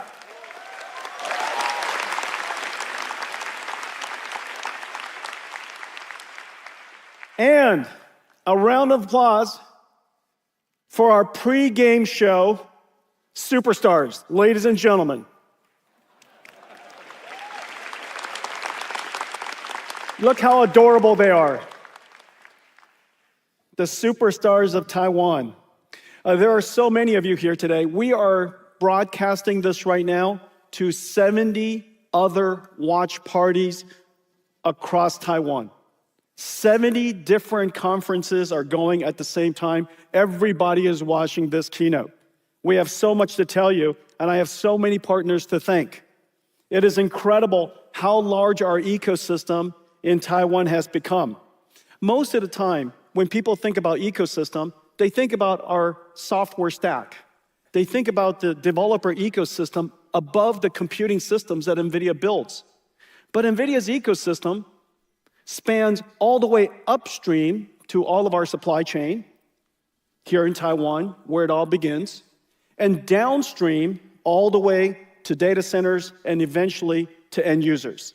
Today, we're going to talk about almost all of the ecosystem. There's so many people to thank. I love my ecosystem here. I mean, there are so many companies here, and some of my favorite ecosystem partners.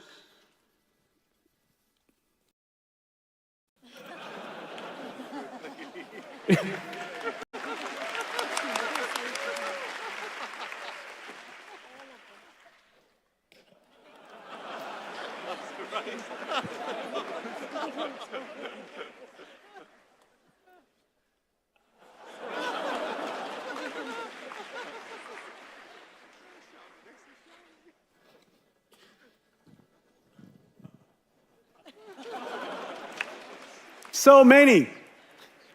Taiwan's rich ecosystem, the richest ecosystem, the world's best supply chain ecosystem. Unbelievable.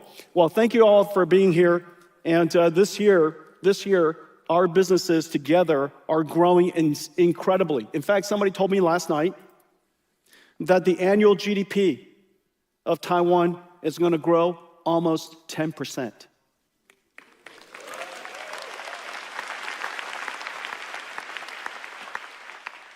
Unbelievable. Well, we have a lot to talk about. Let's get going. 2 years ago, when I was here, I started to talk to you about how AI has moved from generative AI and the other waves of AIs that are coming.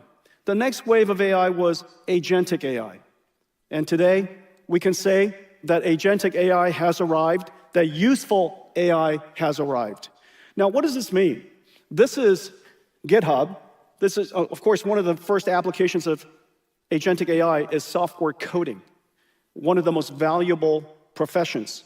Incredibly large ecosystem, 30 million, 40 million professional software developers, probably another couple of hundred who are students and enthusiasts and so on and so forth.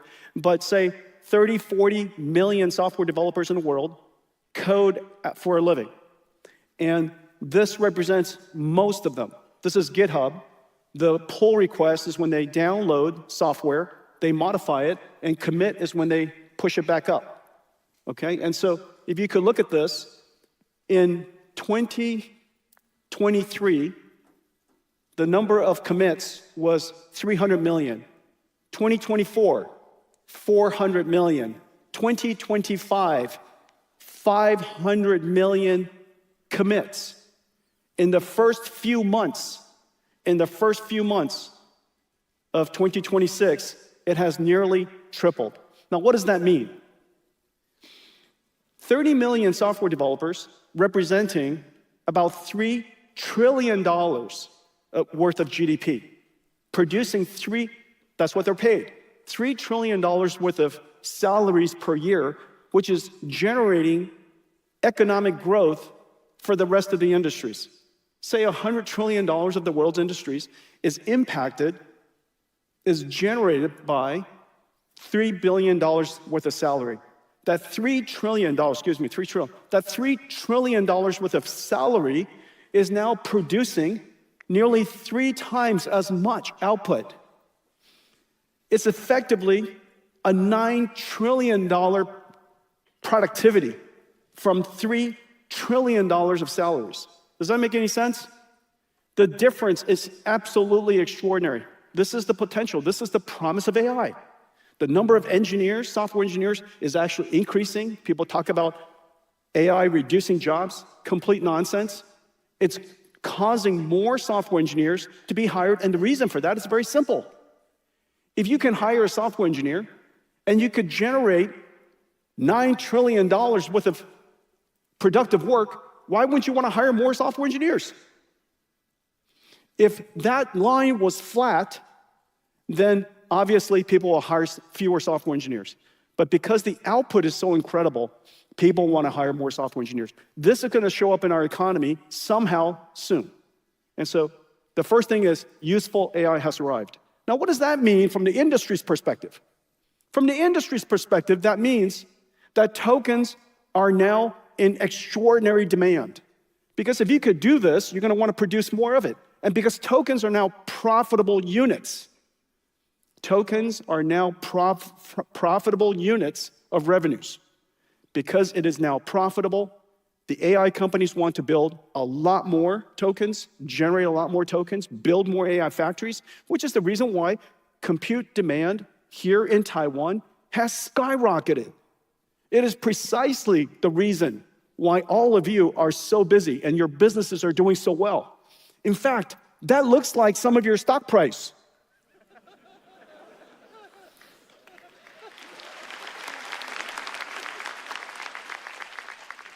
The compute pattern has changed. Everything has changed. So the first idea is that useful AI has arrived. AI is now a profit generator. AI is now a GDP generator. Behind it is a whole new kind of computing pattern. Not just a large language model, but an agent. Today, almost everything we're going to talk about is going to be based on this. So let me take a quick moment and show you what I'm talking about. This is an agent. It's an agent application. In the old days, this would be application, this would be code, and this would be operating system. Application, code running inside an application, inside an operating system. Today, it is agent, which consists of a large language model, or many, sitting inside a harness, and that harness helps it, orchestrates it to do productive work. This is the input. When that input comes, it has to understand, observe, reason, act, use tools. That tool could be a spreadsheet, web browser, a data processing engine, database engine, for example. This is orchestrated, this harness orchestrates this routing of information every single time it touches either processing the context, understanding what is happening, reasoning about what to do, coming up with a plan that it acts on. That orchestration path is orchestrated by some software. And so this is fundamentally an agent. It deals with short-term memory, called working memory, long-term memory, just like we do, we have long-term memory. And so the memory management system is incredibly important. This entire system is called an agent. The large language model is used to do the thinking, and the harness connects everything together, just like an operating system, okay? And so this is the new computing model, and this is what an agent. It could do incredible things. This is the big breakthrough. The simultaneous convergence of large language models that are now able to do a really good job thinking, reasoning, planning, using tools, and the fact that we have now these harnesses that manages memory, the orchestration, uses tools, we can now do amazing things. Let me give you some example. This is a prompt. This is the prompt. This is the code that is generated, and this comes out. This is the input. This is the input, and that's the output. What do you guys think? It's pretty amazing, right?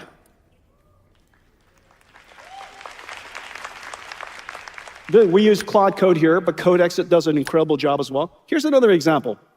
This is the input. Create a GIF, NVIDIA green dots on black scatter, form Taiwan 101 building, morph to GTC Taipei 2026, morph to NVIDIA I logo, then scatter and repeat, right? So you saw that. That was the prompt. Here's the next one. I lost my remote control battery clip. It looks like this. Create a CAD file. It uses a tool. Create a CAD file, ready for 3D printing to create a new one. Make sense? This is now the new computing pattern. Whereas we used to launch an application, click and type, we now replace that with explaining to the AI what we want, our intent, and the AI generates the code or uses tools and produce the necessary output. This is how computers are going to work in the future. This is agentic AI. For 2 years, we've been building towards this, and now it has arrived. Now, one of the big breakthroughs, of course, is tool use. A lot of people have said, you know, Jensen, AI is coming, agentic AI is coming, therefore all of the software companies are going to go out of business. I said it's exactly the opposite. Because there are going to be so many agents, the world is no longer limited by the number of people. Therefore, those agents are going to use more tools than ever. This is actually an incredible time to be a software company. But the software has to be presented to the agent in a way that the agent can use it. This is a big breakthrough. And in fact, what we have done, as you know, what NVIDIA's treasure is all of our CUDA libraries. I call them CUDA-X libraries. This is NVIDIA's treasure. Today, we're able to now present these CUDA-X libraries to agents who can use it much more effectively than even humans. And so this is a wonderful time for CUDA-X libraries. Let's take a look. 20 years ago, we built CUDA, a single architecture for accelerated computing. We reinvented computing. 1,000 CUDA-X libraries help developers make breakthroughs in every field of science and engineering. CUDA-X libraries are tools for agents. cuLitho for computational lithography. cuOpt for decision optimization. cuDSS for direct sparse solvers. AIQ for deep research across structured and unstructured documents. Arial for AI RAN. Warp for differentiable physics. Parabricks for genomics. At their foundation are algorithms, and they are beautiful.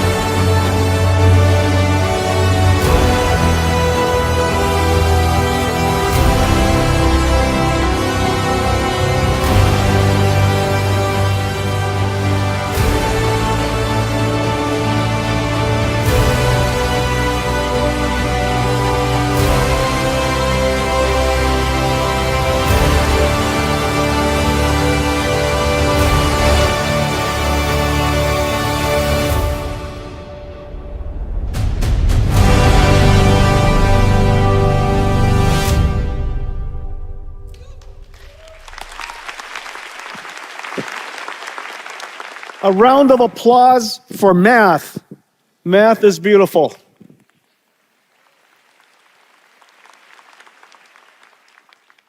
The computing pattern of software is going to change. In fact, let's come back to this. This is the agent. It is the ultimate disaggregated and distributed computing model. So many different computers are going to be activated in order to process this agent. The agent consists of model, harness, tools and skills, and a runtime. All of that is running at different places in a data center. You can think of the model as the brain, the harness as the body, the tools that it uses, working in a runtime, think of it as a workshop. So this is a person, a worker, working with tools in a workshop. Of course, this is being done at extraordinarily large scales. And each one of those steps are running in a different part of the computer. And you could see the large language model is thinking, context processing, observing, understanding the environment, reasoning, coming up with a plan, and acting on the plan. Every single time that happens, an entire rack of Grace Blackwell NVLink 72 is activated. It's thinking with the large language model. Whenever it uses a tool, a CPU is used. That tool could be a C compiler. It could be Python. It could be JavaScript. Or it could be accelerated computing. Today's agents are relatively simple users of tools.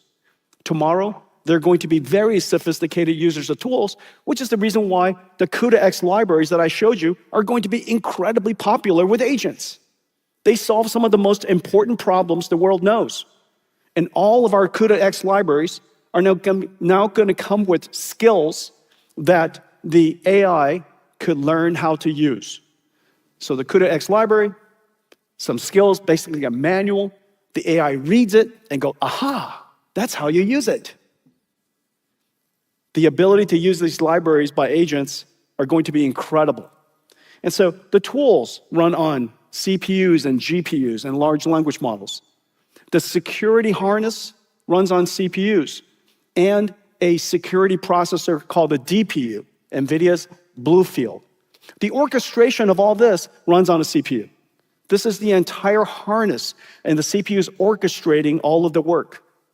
One of the hardest parts is memory. You could just imagine. The working memory is called KV caching. What to remember, compaction, not just compression, but how to retrieve. Do you retrieve structured data? Do you retrieve unstructured data? What is the ontology, the relationship of all of these different data to itself?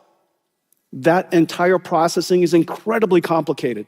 The memory system of AIs is going to cause the storage system to be completely revolutionized.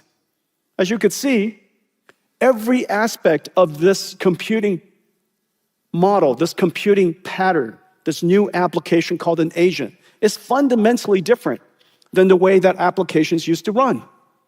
A whole bunch of software sitting inside a binary, sitting inside an operating system. This is the reason this disaggregated, this distributed, this heterogeneous computing problem is precisely the reason we built our next generation, Vera Rubin. Vera Rubin is not one chip. Vera Rubin is not a GPU only. It starts with the GPU, but Vera Rubin is incredible. This entire thing is Vera Rubin, from end to end. It has GPUs, Vera Rubin NVLink 72. It is orchestrated by Vera CPUs that I'm going to tell you more about. The storage systems, revolutionary. Vera, along with CX9, our software stack called DOCA, the security processor that's inside so that everything is encrypted at rest, in motion, as well as in use. Everything across this is secure because the AI model is so precious. This is the reason why this entire system obeys confidential computing. Each one of these systems would be a complete revolution in itself. Vera Rubin is the most ambitious endeavor in the history of our company. The whole company worked on Vera Rubin across all 40,000 engineers, not to mention all of you. All of you participated in the creation of this entire system. Vera Rubin is really a miracle, and it's not just one chip, it is so many. Well, it's even beyond that. A long time ago, NVIDIA used to be a GPU company. But over the years, we've evolved to become a systems company. You're looking here now for the most complex system, most complex and ground-up system ever designed. But ultimately, our customers, our partners, don't want to buy computers. They want to build AI factories, which is the reason why NVIDIA has really started to transform ourselves yet again. You could see so much of our technology is now at the entire infrastructure scale. Our partners are at infrastructure scale. Power generators, cooling systems, the grid providers. So many industrial companies are now part of our ecosystem because ultimately we're trying to build an entire stack, just like GPUs, just like when we were building Grace Blackwell NVLink 72, just like now, we are building a full stack system so that our customers could build amazing AI infrastructure. Let's take a look. The world is racing to build AI factories, the largest infrastructure build-out in human history. AI factories are incredibly complex, every layer: chip, rack, network, power, cooling, grid, must be designed together from end to end, because compute is revenues. NVIDIA DSX is the blueprint, a reference design for building and operating AI factories at maximum efficiency and profitability. It starts with DSX Sim. With the DSX Sim Omniverse blueprint, partners design and validate an NVIDIA Vera Rubin AI factory before a single rack lands. They plan the layout, simulate the power and cooling, design the network, validate every integration, test every change in the digital twin. The factory powers on.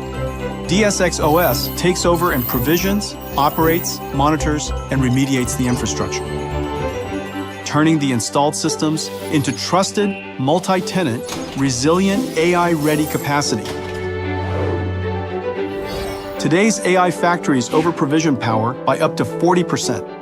DSX Max LPS lets operators safely deploy more GPUs inside the same power budget, adding billions in annual revenue. Breakthrough hot liquid cooling at 45 degrees Celsius uses less water and energy.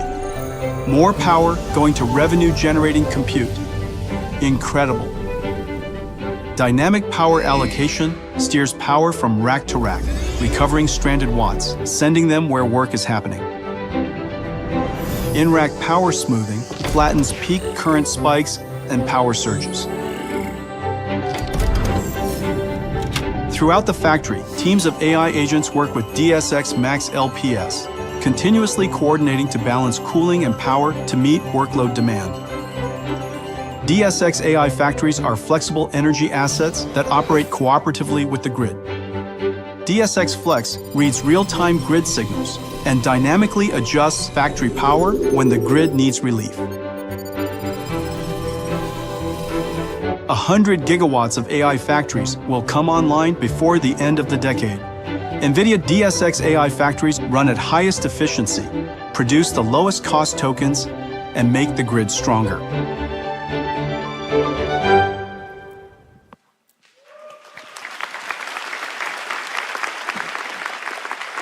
I've shown you ecosystem slides of the past, where NVIDIA's computing layers and software and computing stacks are integrated into other people's platforms, third-party platforms and libraries that serves end markets.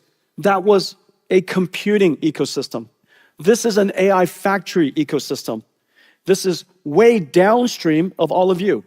Upstream of me is all of you, and downstream of us is this ecosystem. Because NVIDIA ultimately is not just building a GPU, not just building a system, we're helping customers build these AI factories, these AI infrastructure that is so immensely complex. Each one of these at 1 gigawatt level started at $30 billion. It is at $50-60 billion, and soon it will be $100 billion per gigawatt. $100 billion into an AI factory. It must work the first time, and it must work right away. The cost of capital is incredible. The complexity is incredible. So as you see, we used to design a chip inside a computer. And then we simulated a system inside a computer. Today, you saw just now, everything was built in Omniverse. I've been working with Omniverse with all of you for a long time. This was the dream come true. So that we can build these gigantic systems as large as the world wants to build inside a digital framework, inside a digital simulator, in a digital world, long before we build the first break ground and put our money to work. So this is our ecosystem. We call it DSX. RTX is for our GPU, DGX is for our systems, and now DSX, basically infrastructure. Because of the work that we do here, across this entire stack, including our systems and software, it's the reason why we can work with small companies and enable them to be world-class AI clouds. Every one of these I'm about to show you are small companies just recently. And now CoreWeave is worth $50, $60, $70 billion and growing incredibly fast. Recently, we worked with Nebius, and again, they're growing incredibly fast. Each one of these clouds have incredible customers.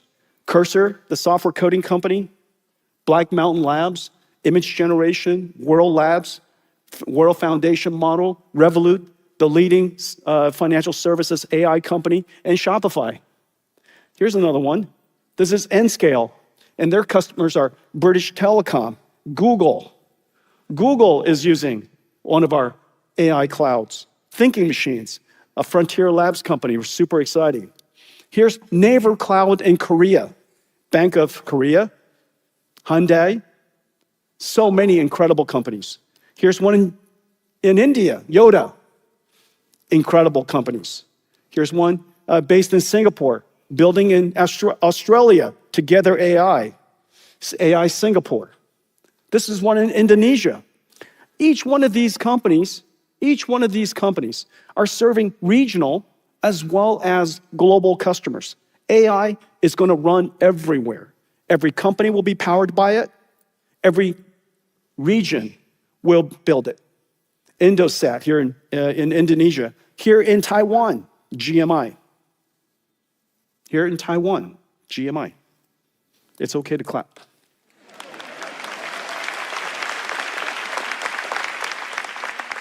So, incredible companies, incredible opportunity, but all of them need several things. Of course, they need the computing stack. This entire stack underneath, this is what made NVIDIA famous. All of our hardware and software and libraries, our connection into the world's ecosystem of third-party developers makes it possible for anyone to stand up an AI cloud. However, the AI cloud is so complex now. This is the software version. This is the computer science version. The money version, the asset version is what I showed you earlier. It's a giant factory. Having this ability alone is not enough, which is the reason why NVIDIA has become an AI infrastructure company. Now, doing this well and becoming incredibly good at helping customers build AI factories and deploying AI factories is incredibly important. And the reason for that is this. Compute is revenue now. Compute is profit. the absence of revenues and profit is loss. And so it's really important to realize that this is an example of an AI infrastructure coming online. It could be coming online quickly. It could take a while. Its throughput could be high. It could be low. Its resilience and reliability could be good or bad. And its lifetime of usefulness could be long or short. Because this represents 50, 60, going to $100 billion. This curve matters greatly, which is the reason why NVIDIA is such a great partner. Working with us because of our fully integrated capability, we didn't just come up with a PowerPoint slide. We created the entire infrastructure. We connected everything together. We built out billions and billions of it ourselves to make sure that everything works well. As a result of that, our time to first token, our time to first inference, our time to training turned on is much faster. Second, because our throughput per watt, our tokens per watt is utterly world-class. And the reason for that is because we integrate everything, we design everything from the ground up, we simulate the entire system, and we use extreme co-design. Just like I showed you just now with the Vera Rubin rack, everything was designed in order to deliver on this incredible throughput. If your data center, if your factory has 1 gigawatt, it will not have more. 1 gigawatt means 1 gigawatt. That's all the power generation you could do. If you have 1 gigawatt of power, then throughput per watt is revenues, because every token is profitable. Every token is revenues. This is the future. Compute is revenues. Performance per watt is your revenues. Choosing the wrong architecture just because the chips are cheaper doesn't translate, doesn't make sense. You need to make sure that your revenues per watt, the more you buy, the more you make. And so tokens per watt. And then lastly, third is reliability. If you ever get a chance to see these data centers, there are so many moving parts, millions of cables. The ability for all of those computers to work harmoniously, reliably, is extremely low. It is just extremely difficult. We have now been operating very large scale for a very long time. That experience matters. That difference, mean time between interrupts, extremely important. And then lastly, this is very hard. The lifetime of these systems, the software is changing all the time. 4 years ago, which is in the time of Hopper, AI has completely changed. 6 years ago, this is the time frame of Ampere, AI has completely changed. We started out talking about CNNs. Here we are, then we talked about transformers, and then we talked about mixture of experts. Now we're talking about agentic systems. Every single generation, every single few months, the software industry is coming up with new technology. If your architecture is not flexible, if your ecosystem is not rich, then this curve cannot be long. You cannot predict how long your system can last. I can. NVIDIA systems is all over the world. Software developers start with NVIDIA CUDA. And by definition, therefore, the life, the ecosystem, the useful asset is going to be much longer. The difference is essentially cost. You could think of it as revenues, but the other side of revenues is cost. If the life of the asset is long, the TCO is low. This is the difference. This is what it looks like when compute. The more you buy, the more you make.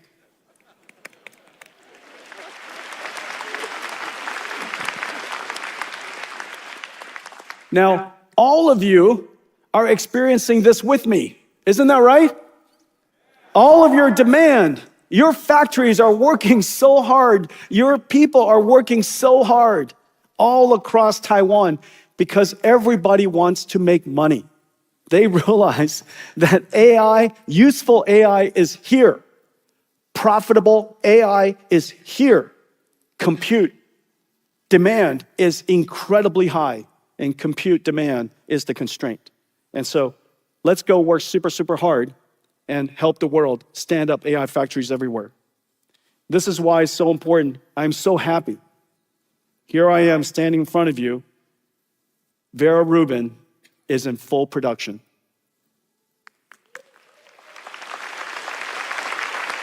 Vera Rubin is in full production. The supply chain we created for Vera Rubin is twice as large as Grace Blackwell. It's incredible. And what used to take 2 hours to assemble one Grace Blackwell rack now only takes 5 minutes. So not only is the capacity higher, the throughput is a lot faster, and we need it all to support the demand. This ecosystem is extraordinary. Millions of square feet has been put online to support Grace Blackwell and preparing now, ramping up now, Vera Rubin. I want to thank all of you. Vera Rubin is now in full production. Thank you. Let's take a look. Large language models generate answers. Now AI agents can do work. But processing agentic AI is a whole different kind of problem. Agents observe, reason, plan, use tools. They manage massive context, juggling working memory and long-term memory. They spin up sub-agents, specialists on demand. NVIDIA Vera Rubin is a multi-rack pod-scale system built to process agentic AI and is now in full production. The manufacturing, automation, and orchestration across the supply chain, a miracle to witness. Our journey started when we launched the first AI supercomputer, NVIDIA DGX-1. Over the next decade, we pushed every chip and system to the limit, from Pascal and the first NVLink to Grace Blackwell, the first rack-scale AI supercomputer. And now, Vera Rubin, the first multi-rack pod-scale supercomputer, built for the agentic age. It starts at TSMC. The 7 new chips that make up Vera Rubin take shape through hundreds of processing steps. 3-nanometer process, CoWoS-R and CoWoS-L packaging, HBM4 memory from Micron, SK Hynix, and Samsung. The Vera Rubin compute board. 6 trillion transistors with over 18,000 components on one board. Vera Rubin NVL72 does the thinking, prompt and context understanding, reasoning, and planning. Next, a new modular compute tray, streamlined with a new PCB mid-plane design, super chips, Connect X9 Super NICs, and Bluefield 4 DPUs, all made in place, with no cables for resiliency at AI factory scale. 18 compute trays, 9 hot swappable NVLink switch trays, new high-efficiency manifolds, liquid-cooled bus bars, carrying over 5,000 amps, the equivalent of 20 electric cars at full acceleration.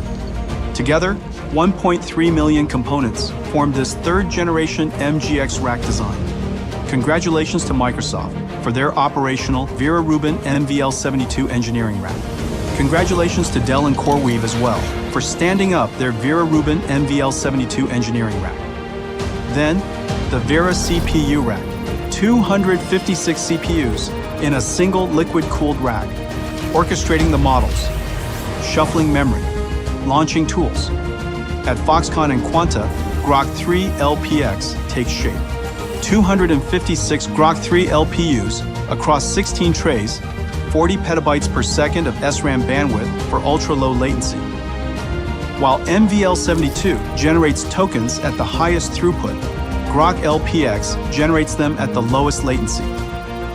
Vera Bluefield 4 STX, where AI keeps its memory. Storage processing accelerated by Bluefield 4, connecting memory, storage, and in-silicon security, and NVIDIA Spectrum X Ethernet Photonics, the world's first Ethernet switch with 200 gigabit co-packaged optics, TSMC's COUPE process, chip-scale packaging, and ultra-high-powered laser dyes on indium phosphide. Vera Rubin, 5 connected rack-scale systems, a supercomputer for AI agents, 150 supply chain partners across Taiwan, millions of square feet of factory floor, hundreds of sites, chips, packages, systems, and data centers pushed to the limits of size, power, and scale. This is what we call extreme co-design. We did this with Taiwan. Together, we reinvented computing for the age of AI. Taiwan was with us at the beginning, and here today, as we bring Vera Rubin to the world. Thank you, Taiwan.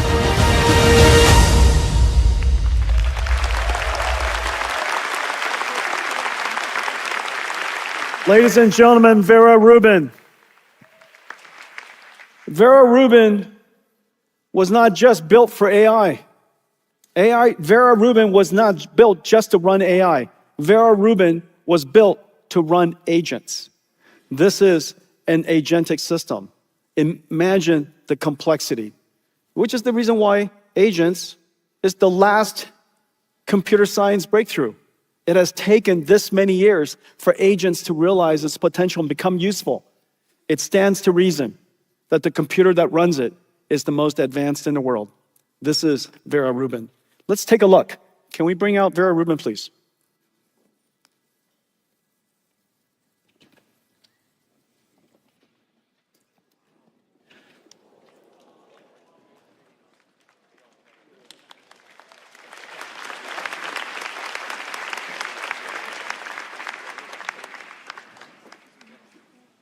And Janine, do we have the racks, the systems? It looks heavy. This is Vera Rubin. Vera Rubin NVLink 72. This is the Grok LPX. At the next GTC, I'm going to talk to you about a lot more of this. Today, we have so much to talk to you about. This is Vera CPU rack, 256 CPUs, all liquid cooled. Let me tell you about Vera in just a moment. This is the Vera Bluefield storage processing system and also security system. And of course, this is our Mellanox networking, the world's first CPO. This is Vera Rubin. Incredible technology all coming together. Now, when we built Hopper, as you know, for pre-training. Pre-training was the most important application, the most important workload we were working on at the time. Then when we worked on Grace Blackwell, everybody said, Jensen, NVIDIA is really good at pre-training. Inference is so easy. Do you remember that? People used to say, inference is so easy. We could do that too. But as you know, inference equals money. And the models, MOEs, are so complicated. And to do it at incredibly high response time, fast interactivity, and high throughput at the same time is incredibly hard, which is the reason why we created NVLink 72. Today, NVIDIA's token cost is the lowest in the world, not by 10%, by X factors, orders of magnitude, all because we did extreme co-design, all because we understood the computing model, the computing pattern of inference, and we were able to create NVLink 72. Now, with Vera Rubin, it is beyond inference. It is now inference in an agentic system. This is Vera Rubin. No cables, no hoses, no fans. What used to take, the last time when I showed this to you, we had cables everywhere. The cables were amazing to look at. But now, there's a PCB in the middle, which connects both sides. What used to take 2 hours now takes 5 minutes. The reliability and the resilience of Vera Rubin is going to be off the charts.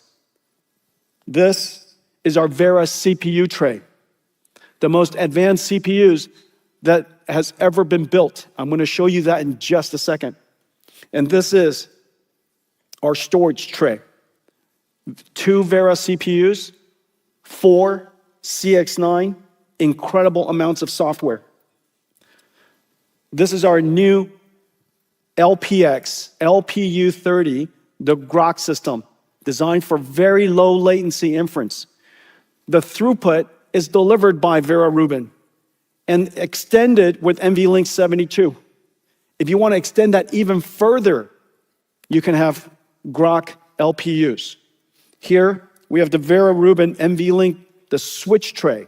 This is the switches in the middle, and this is revolutionary. Because of Vera Rubin's, because of NVLink 72 and the NVLink switches that we created and invented.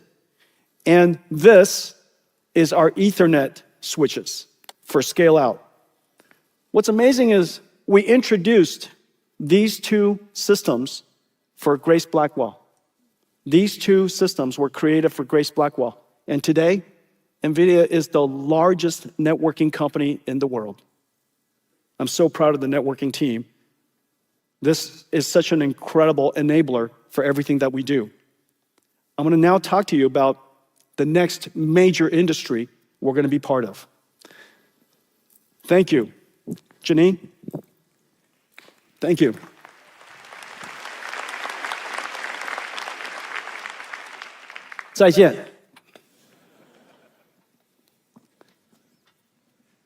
I think there are 2,000 people back there pulling that.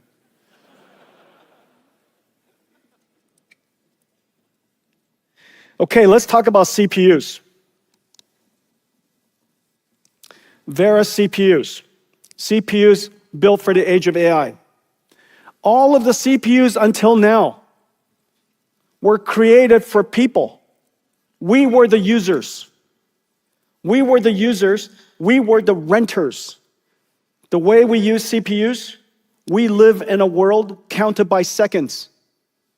The way we rent CPUs in the cloud, each one of them, more CPU cores you have, the more you can rent. The economics of the use case of the old CPU and the economics of the old CPU, fundamentally different than agents. Agents are impatient. They don't live in a world that is in seconds. They live in a world that's in nanoseconds. When it uses a tool, it wants the response time to be as fast as possible. When it accesses database, it has to come back as soon as possible. Every moment that the agent is waiting keeps it from going to the next step, the next step, the next step. It is vital that we make the CPUs as low latency as possible, as interactive as possible. So we created Vera CPU for the age of AI. Now, inside our system, it's used for 3 different ways. The first way, of course, is Vera Rubin for thinking. And inside the Vera Rubin rack, there are already 2 CPUs. As you know, we are building and selling millions of Vera Rubins. We have sold millions of Grace Blackwells. NVIDIA already is one of the largest CPU makers in the world. In the Vera Rubin rack are 2 CPUs.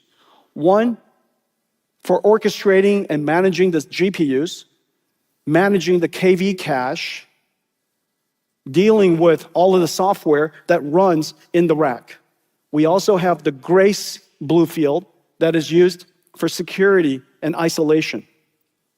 The Vera Compute is used for the harness, the orchestration of the AI models, tool use, accessing the database. And the data servers are right here, Vera Bluefield, the fastest storage servers, the fastest storage system the world has ever made. And the reason why this is so vital is because agents are accessing memory so incredibly fast. These systems, the storage server and the CPUs, are now the critical path of the most expensive part of the data center. This is the most expensive for a good reason. The economics of the AI factory is tokens. And the tokens are created here. And so, of course, you want to manufacture and generate as many tokens as possible. This is where you put all of your economics. And this has to not be in the way. And so Vera CPU has great pressure on the CPU architecture, which is the reason why we built a brand new architecture from the ground up. A CPU the world has never seen before. We call it Vera. This is CPU for agents. All the CPUs of the past, we built for humans. This CPU is built for agents. Well, there are 4 things to keep in mind. The 4 takeaways. The first takeaway is that the instructions per clock of Vera has to be incredibly good because we need the latency to be short. We need the processing time, single-threaded performance, not throughput. Single-threaded performance has to be world-class, absolutely the best. Single-threaded performance, which is the reason why the IPC, the instructions per clock of Vera, is so high. It's the highest in the world. 10 instructions fetched, decoded, and executed per clock. Number 1. Number 2, the bandwidth necessary to move data in and out for the CPU has to be utterly world-class. The second thing is bandwidth per core. The third is just bandwidth, period.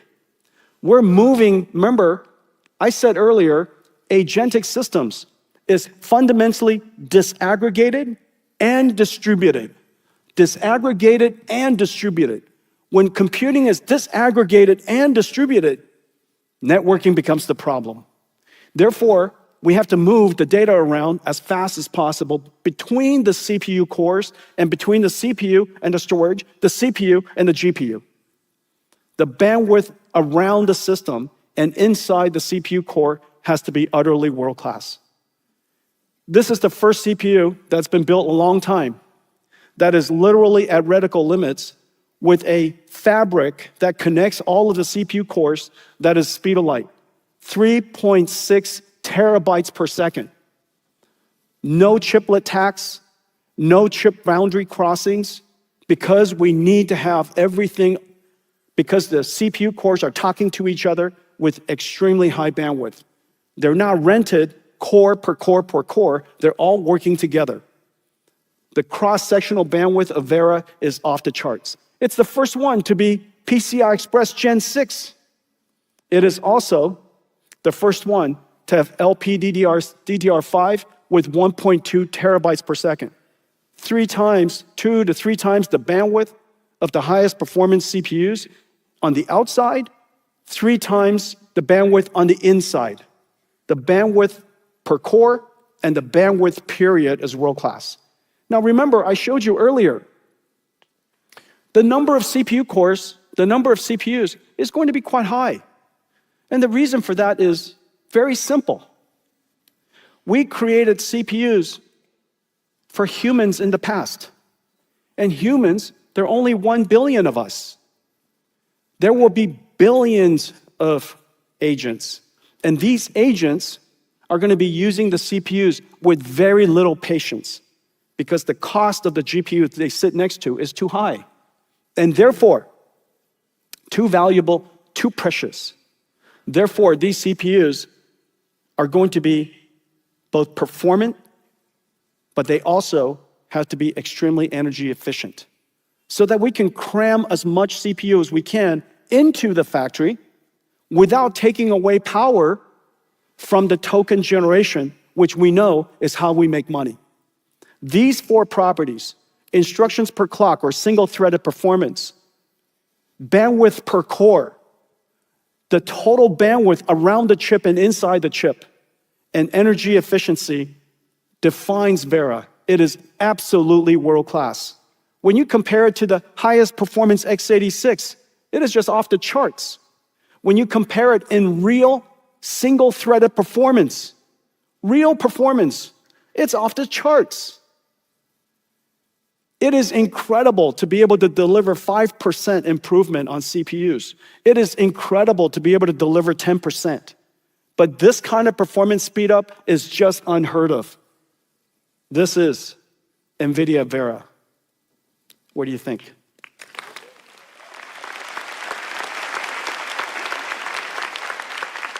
Let's take a look. Agentic AI changes the role of the CPU. The CPU is now the conductor, and the GPU is the orchestra. Traditional CPUs were built for a different era, maximizing cores per socket. Slice them up, virtualize, rent by the hour. In the age of agents, the CPU is now a bottleneck to GPU utilization, directly affecting token throughput, latency, and user experience. NVIDIA Vera is the CPU built for the agentic loop, combining NVIDIA's custom data center CPU core with the scalable coherency fabric for the right balance of performance cores and bandwidth to maximize AI factory output. At the heart of Vera is the NVIDIA Olympus core, built for modern data center workloads, branch-heavy Python runtimes, tool calls, and sandbox code execution. Each core is tuned for throughput, a neural branch predictor evaluating 2 taken branches per cycle. A 10-wide decode engine brings in more work each cycle. A large out-of-order engine keeps instructions moving.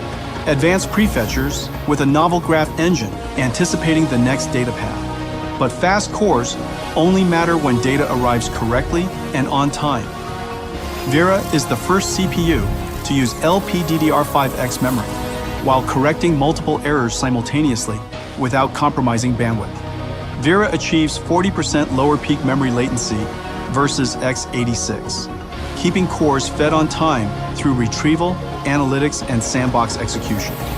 NVIDIA's second-generation scalable coherency fabric unifies all 88 Olympus cores on a monolithic mesh with separate dies for memory and I/O. Cores are not split across chiplets, enabling 50% faster core-to-core communication than traditional CPUs. And memory-coherent NVLink chip-to-chip connects GPUs directly to the fabric. Beyond GPUs, NVLink chip-to-chip can scale Vera up to multiple sockets, enabling massive bandwidth between CPUs. Vera delivers 1.8 times the agentic sandbox performance of x86 CPUs. Standalone Vera racks run agent sandboxes, tools, code, and data pipelines. Tightly coupled to Rubin GPUs, Vera keeps accelerated workflows moving. NVIDIA Vera Bluefield 4 STX powers context memory and AI storage. Compute, networking, storage. Vera is the CPU for the age of agents.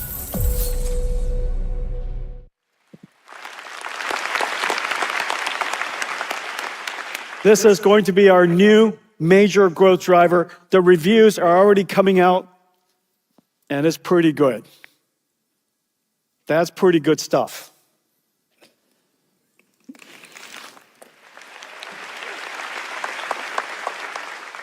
Now remember, Grace and Vera are also the most highly qualified CPUs in the world of AI, because every single data center, every single cloud, every single enterprise, every company that works with NVIDIA on AI has already qualified Grace. The entire software stack has already been optimized for Grace. Every company will be qualifying Vera. Vera will be the most optimized agentic CPU in the world, simply because it's going to go with Vera Rubin, simply because we made the big hard switch. In fact, during Grace Blackwell transition, the biggest risk was going from external CPU x86 into Grace Blackwell. That transition was extremely dangerous, but we did it with incredible execution. Now Grace is literally synonymous with Grace Blackwell. When people say Blackwell, they say Grace Blackwell, because it is utterly now everywhere. Every company's software stack has been optimized for it. Everybody's security stack has been optimized for it. And now here comes Vera. I'm super excited about that. Now look at some of the performance numbers. Speedups is one thing. It is extremely hard to speed up SQL. SQL, the most famous domain-specific language, DSL, that has ever been created. Before SQL, before CUDA, there was SQL. Before OpenGL, there was SQL, invented by IBM. Today, it is the structured database engine of the planet. Everybody uses SQL. This is SQL running 3 times faster. Not 10% faster, not 25% faster, 10 times, 3 times faster. Incredible. This is real-time. The next one is real-time stream processing. Remember, your AI is going to be not just reading documents. Your AI is going to be watching for telemetry, especially inside a factory, inside a stock exchange. You're going to be looking for telemetry continuously. The burst of data that's coming in goes into a CPU. This is Vera CPU running real-time stream processing for New York Stock Exchange. Lynn Martin, the president of New York Stock Exchange, has been so gracious to partner with us. This system is run all over the world in real-time stream processing. Vera CPU 6 times, all because of the bandwidth, the single-threaded instruction execution, the bandwidth inside between the cores, the bandwidth outside. Vera is completely revolutionary. That's Vera.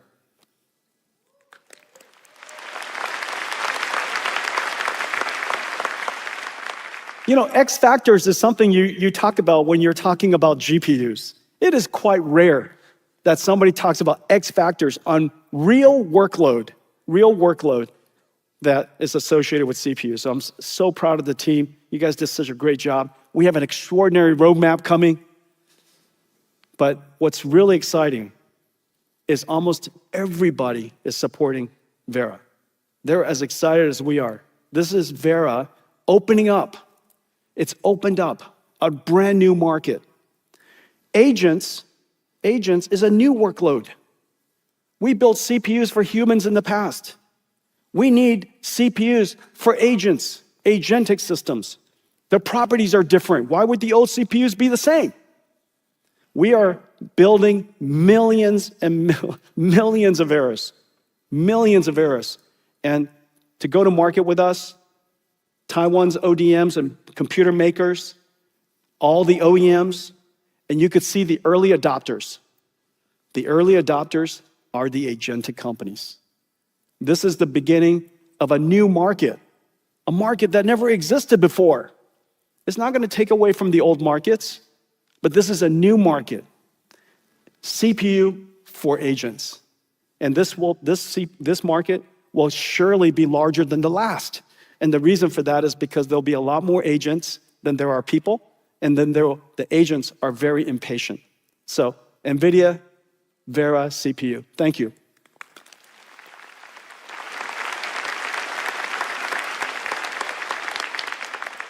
This is the most important slide, really. This is the takeaway. The takeaway here is that this is the application pattern. This is the computing pattern of the next decade.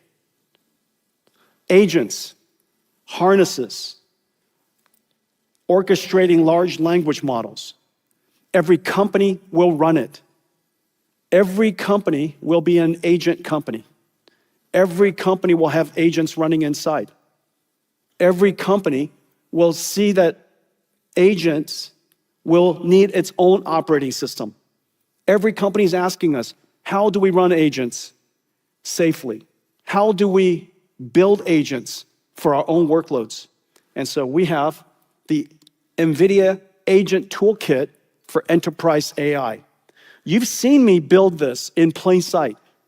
Almost everything that NVIDIA does, as you know, at every GTC, if you go back and look at my GTC 5 years ago or 10 years ago, you will see today. This you've seen me talking about for several years now because we've been building for this moment. There are 4 things that companies need in order to build agents as a service or build agents to operate. The first thing you need is you need models. Of course, large language models. The smarter, the better. The cheaper, the better. The faster, the better. The second is you need a harness to orchestrate the whole thing. The third, these models want to use tools. And these tools come with its skills. And I showed you CUDA-X libraries. Those are going to be amazing tools for the agents in the future. And then lastly, you need a runtime. You need the operating system that holds it all together. This is the NVIDIA toolkit for agents. It includes models that you can modify, NVIDIA's world-class open models, and I'm going to show you more. You can run agents from anybody. You could run Cloud Code, incredible agent, Codex, incredible agent. You could run it inside this harness called OpenShell, which will be highly secure for your inside the enterprise. The shell protects the agent, keeps it grounded in security policies.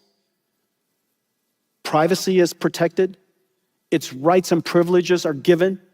Its identity is protected. And so this OpenShell is being adopted all over the world. NVIDIA OpenShell is open source. You're going to see so many companies adopt it. Red Hat, Canonical, Microsoft. It's going to be adopted everywhere. This is the runtime. And this runtime is fully optimized for the NVIDIA AI platform, which is everywhere. So you can run OpenShell in any cloud, on-prem, and even on device. So you have now tools and libraries that they can use. You have models that you can modify or use as is, or you have agents. This would be OpenClaw, Hermes, another incredible harness. These agentic harnesses can now run on-prem or for you anywhere, okay? So 4 things, and this represents the operating system of the modern enterprise. Now, how do we use this? One of my favorite use cases of agents is chip designers. It is the single most important thing that NVIDIA does. And so, of course, we have to partner with Cadence to build Super Agent, a chip design super agent. It is orchestrated by Codex or Cloud Code. It has RTL and architecture diagrams or schematics or specifications as input and whatever you need to fix. And together we created some super agents that are optimized for the NVIDIA runtime with Nemotron. And let's take a look. It's really incredible. Cadence and NVIDIA are partnering to build chip design agents. Hundreds of thousands of NVIDIA chips come together to make the AI factories that power the world's frontier AI models. Designing these chips and the systems they run in is one of the hardest engineering challenges. Trillions of transistors, 3-dimensional circuits, microscopic scale. Every gate, every wire, synchronized to picoseconds, must work in perfect harmony, with no margin for error. Physical prototypes are too slow and too costly. So engineers work in the digital realm. Each chip begins as a set of architectural specifications, then translated into RTL, the language of chip design. RTL must be verified in simulation. A single bug can delay a chip by months. At NVIDIA, thousands of engineers, billions of compute hours per year, millions of tests, written, run, and debugged, a cycle that takes teams weeks. To compress this cycle, Cadence and NVIDIA built a design verification agent. Codex orchestrates the process. Cadence ChipStack launches the RTL verification loop, powered by Nemotron and secured by NVIDIA OpenShell. Calling on expert sub-agents in RTL generation, test bench creation, regression testing, and debug. The system drives itself.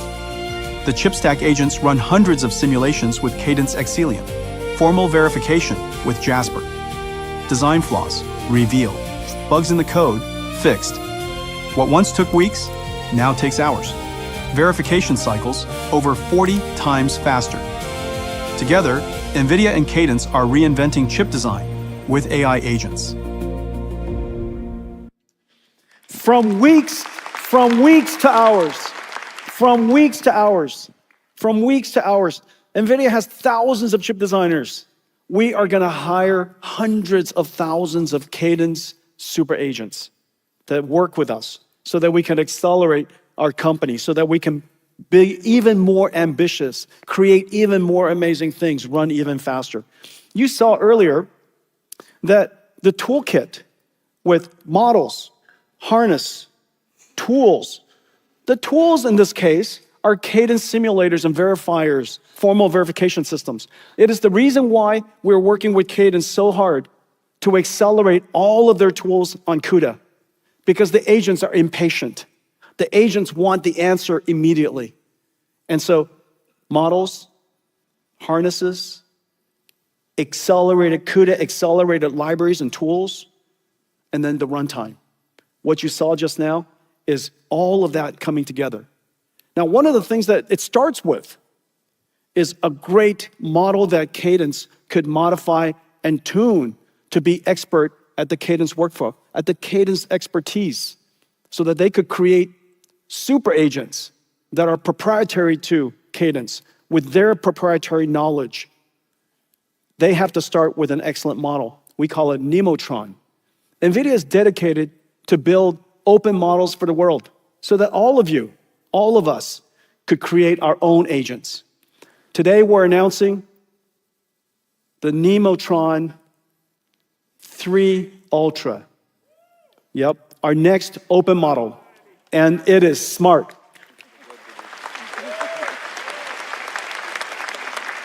The Nemotron models not only give you the model, we give you all the data that we use to train the model. And because we have a coalition of incredible partners, you can see all of our partners down here, we work together, contribute data to each other. Nemotron is trained on one of the largest suites of long-running reasoning models, long-running tool, task-solving, tool-using data sets in the world because of all of our great partnerships. All of this from the model, the training script, and the data made completely available to you. This is open models at its best. The best open model system policies in the world. Simple goal is so that you can take all of it, add to it, make it even better, make it yours. Nemotron 3 Ultra is 5 times faster. This is the world's first model based on a hybrid architecture of SSM, state space models, with mixture of experts. The architecture is incredibly fast. We made it fast so that you could think fast. When you think fast, you could think longer at the same cost. So 5 times faster. It is also 30% cheaper, 30% lower cost to run in total flops and total inference time than even the most cost-effective in the world. We're comparing against the world's best open models.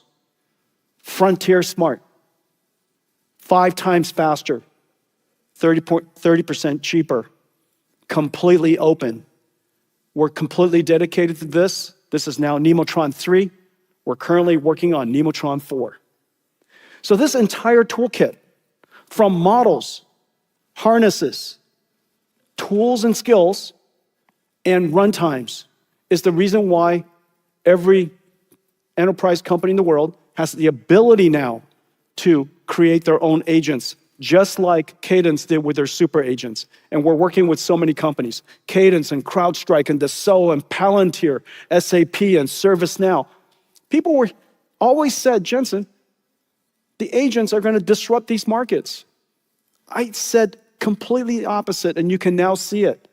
Agents is going to create the largest opportunity ever for my partners and friends. And we have the NVIDIA Agentic Toolkit for enterprise AI to help them. So, there you go. First, Vera Rubin in full production. 2, Vera CPU, CPU built for a new generation for agents.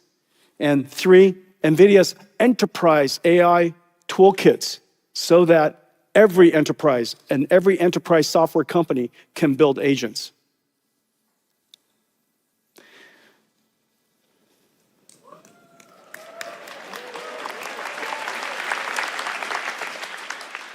My relationship with you started here.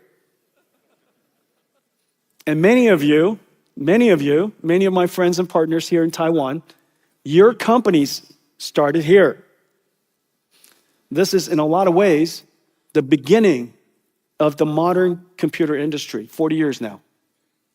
NVIDIA is 33 years old. The PC industry was already starting to get to Windows 1 and Windows 2 and Apple 1 and Apple 2. And by the time that we came along, Windows 3.1 was the PC. And as you know, Windows 95 made PC personal. It took PC from enterprises, companies, and made it into a consumer electronics device. Everybody should have one, and everybody does. This is the beginning. This computing platform did several things incredibly smart. Windows was not just disaggregated, as you know. Windows was properly abstracted. It was architected just right. Systems BIOSes, open chipsets, the operating system with drivers that could be connected and installed at runtime, and an abstraction layer with a multimedia API that opened up the PC to what we all know today. Each one of these elements were essential in making the PC so popular. 40 years later, Microsoft and NVIDIA are going to reinvent the PC. This is going to be the new PC. Now, tomorrow night, I think it's tomorrow night our time, but I'm going to be with Satya. We're going to talk a lot more about the work that we're doing together. Microsoft and NVIDIA, over the last 3 years, it took this long to completely reinvent how the PC is going to work so that we could be ready for this moment. As I mentioned earlier, that compute pattern called the agent is going to run in AI clouds. It's going to run inside enterprises. It is also going to run on your PC. What's going to happen to that PC when it has an autonomous agent? An agent that's helping you, that understands you. You could talk to it. It could look at you. You could ask it to read files, go help you do some research. It could do a lot more that I'll show you. But the new operating system is, of course, the old operating system plus large language models. Large language models, in a lot of ways, is the modern version of DirectX. It has, of course, input and output, understands prompts, it understands computer vision, it can generate video, it can generate sounds. It is the modern extension, the intelligence extension of the PC, of a computer. On top of that, the application, as I mentioned before, is going to be replaced by now an agentic runtime. And that is the modern application, an agent. Let's now take a look at what it can do. It started with a spark, an idea, to reimagine the PC for the first time in 40 years, for the age of AI. What becomes of our personal computer in a world of agents? Agents running natively, connected to models, local or in the cloud. Our personal AI, sandboxed for security, running continuously, getting work done. The chips and the OS must evolve. Introducing RTX Spark. Everything we've learned over 33 years, distilled into one chip. Blackwell RTX GPU with 6,144 CUDA cores, 1 petaflop of AI performance. A custom 20-core Grace CPU, built in partnership with MediaTek. Fused by NVLink. 128 gigabytes of unified memory. TSMC 3 nanometer process. 70 billion transistors. And in close collaboration with Microsoft, a Windows platform for agents. We're reinventing the personal computer. For creating. For gaming. For agents. This is the dawn of a new personal computing revolution. And it starts with NVIDIA RTX Spark.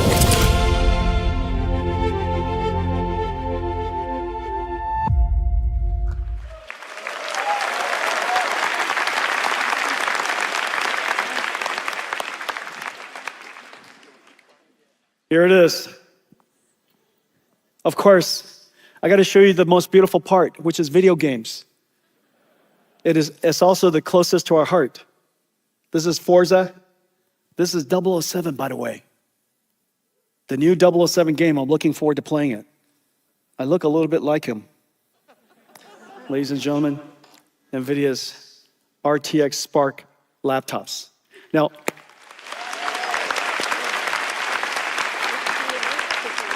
thank you.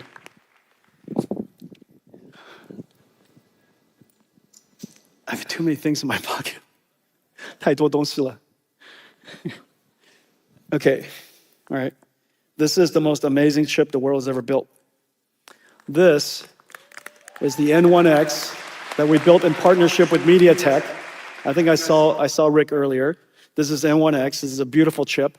This is a chip that, frankly, would take 33 years to build. And the reason for that is because 100% of NVIDIA software stack runs here. If you want to run digital biology, no problem. If you want to do seismic processing, no problem. You want astrophysics, no problem. Everything associated with CUDA, all the physics, all the biology, all the genomics, all the AI, no problem. All the computer graphics, no problem. Every single application NVIDIA has ever created and every single application that Windows has ever run. Microsoft and NVIDIA meticulously optimized everything so that this computer literally runs everything the world has ever created, plus it now runs agents. An incredible computer. I'm so proud of it.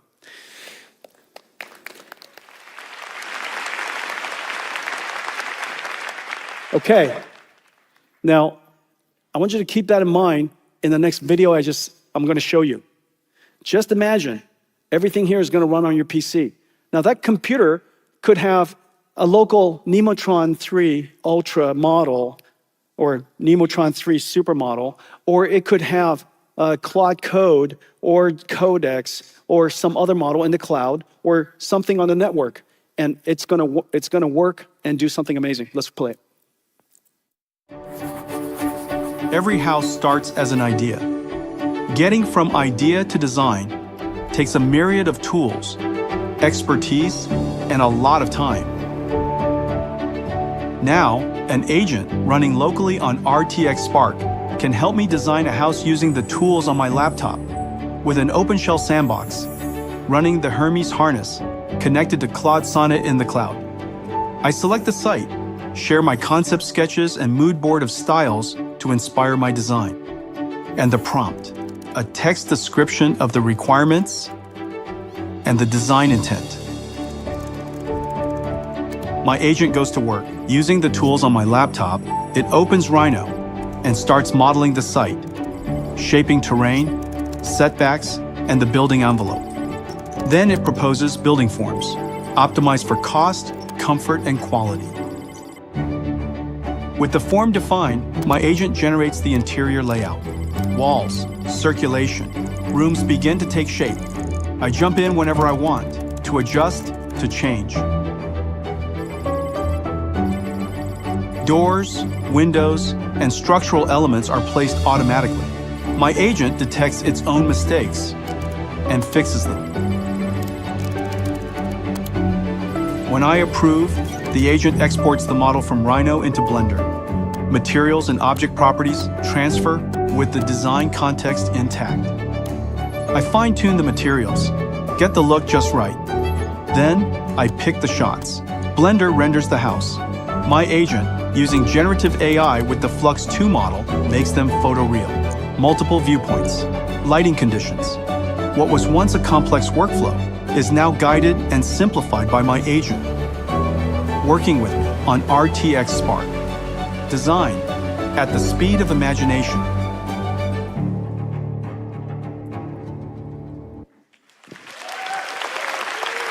PC in the world of agents. The developers are so excited about it. This is an incredible computer. All of the acceleration, all the software capabilities associated with it, working with every developer to make it incredible for all of you. The next one, Adobe. Incredible tool suite, of course, used by tens of millions of people around the world. They have re-engineered the architecture, the core of Adobe Photoshop and Premiere, and they'll release it for RTX Spark. It is twice as fast. It's already fast. Now it's going to be twice as fast. And it's also designed to be agent-friendly. With its MCP server, it can now interact with agents on your laptop. The number of customers, the number of partners that are so excited to bring RTX Spark to the market is just incredible. You know, this is the first across the lineup of PC reinvention for 40 years. And I'm just so happy that all of you and the ecosystem around the world has joined us. This is basically everybody. Everybody will support RTX Spark and will be building incredibly smart and powerful and beautiful laptops with all of us. Thank you very much.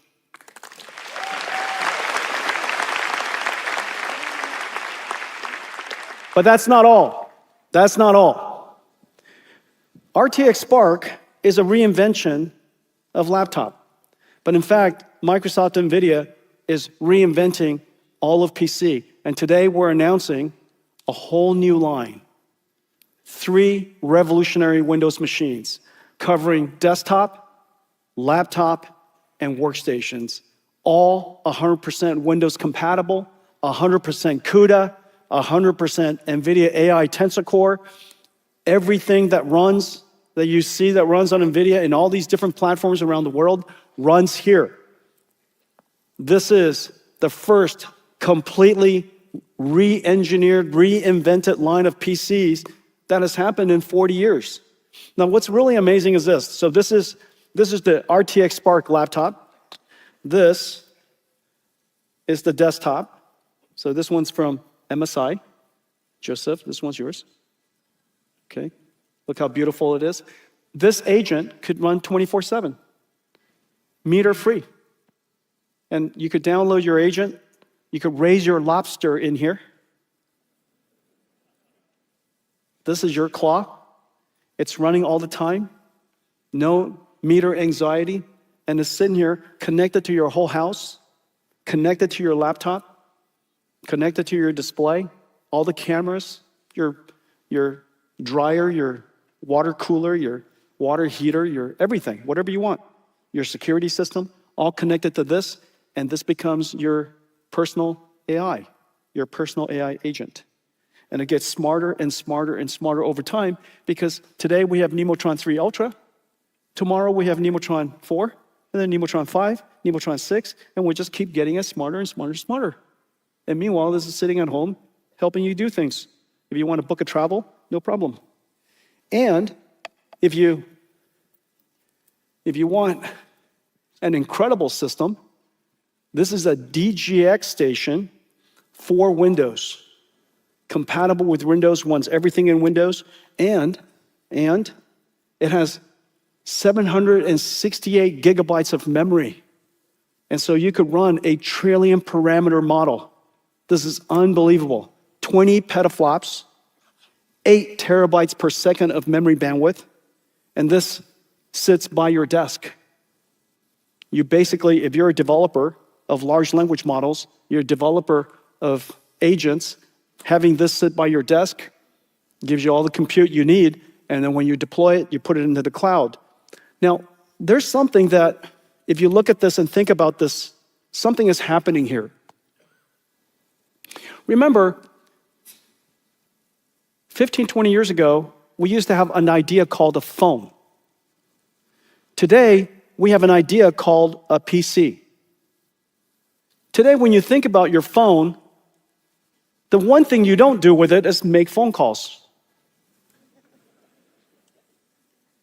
You do just about everything else. And so that phone means something very different to you than a phone of the past. I am certain what's going to happen here is that the PC 10 years from now and the PC that you think about today, a tool, whether you launch applications, click and type, and this PC is going to be completely different. Here's my theory. I can totally imagine, just as every house today has a home theater, where many houses have home theaters, big TVs, lawnmowers, dishwashers. I could totally imagine that someday there's actually an AI supercomputer in your house. And it's running all of your agents, it's running all of your assistants. And they're doing all kinds of things for you all the time. And you have to have it in your house, just like you have a home theater in your house, you have stereos in your house, you have game consoles in your house. You would have AI agent computers running in your house. And these, in time, becomes a lot more like R2-D2 to you. It becomes more like C3PO to you than it feels like a PC to you. There is no question this reinvention of the computer is as big of a deal as the reinvention of the phone into what we now know as the smartphone. And so this is the beginning of that journey. This is the beginning of a new line. And so we have a roadmap for this. This is a brand new product family for us. Every single generation of architecture, we will have a desktop, a laptop, a workstation, and then a desktop, a laptop, and workstation. And the thing that I'm just incredibly pleased, incredibly honored, is that 100% of the world's PC industry has joined us to reinvent the PC. A new line, a new beginning. Thank you.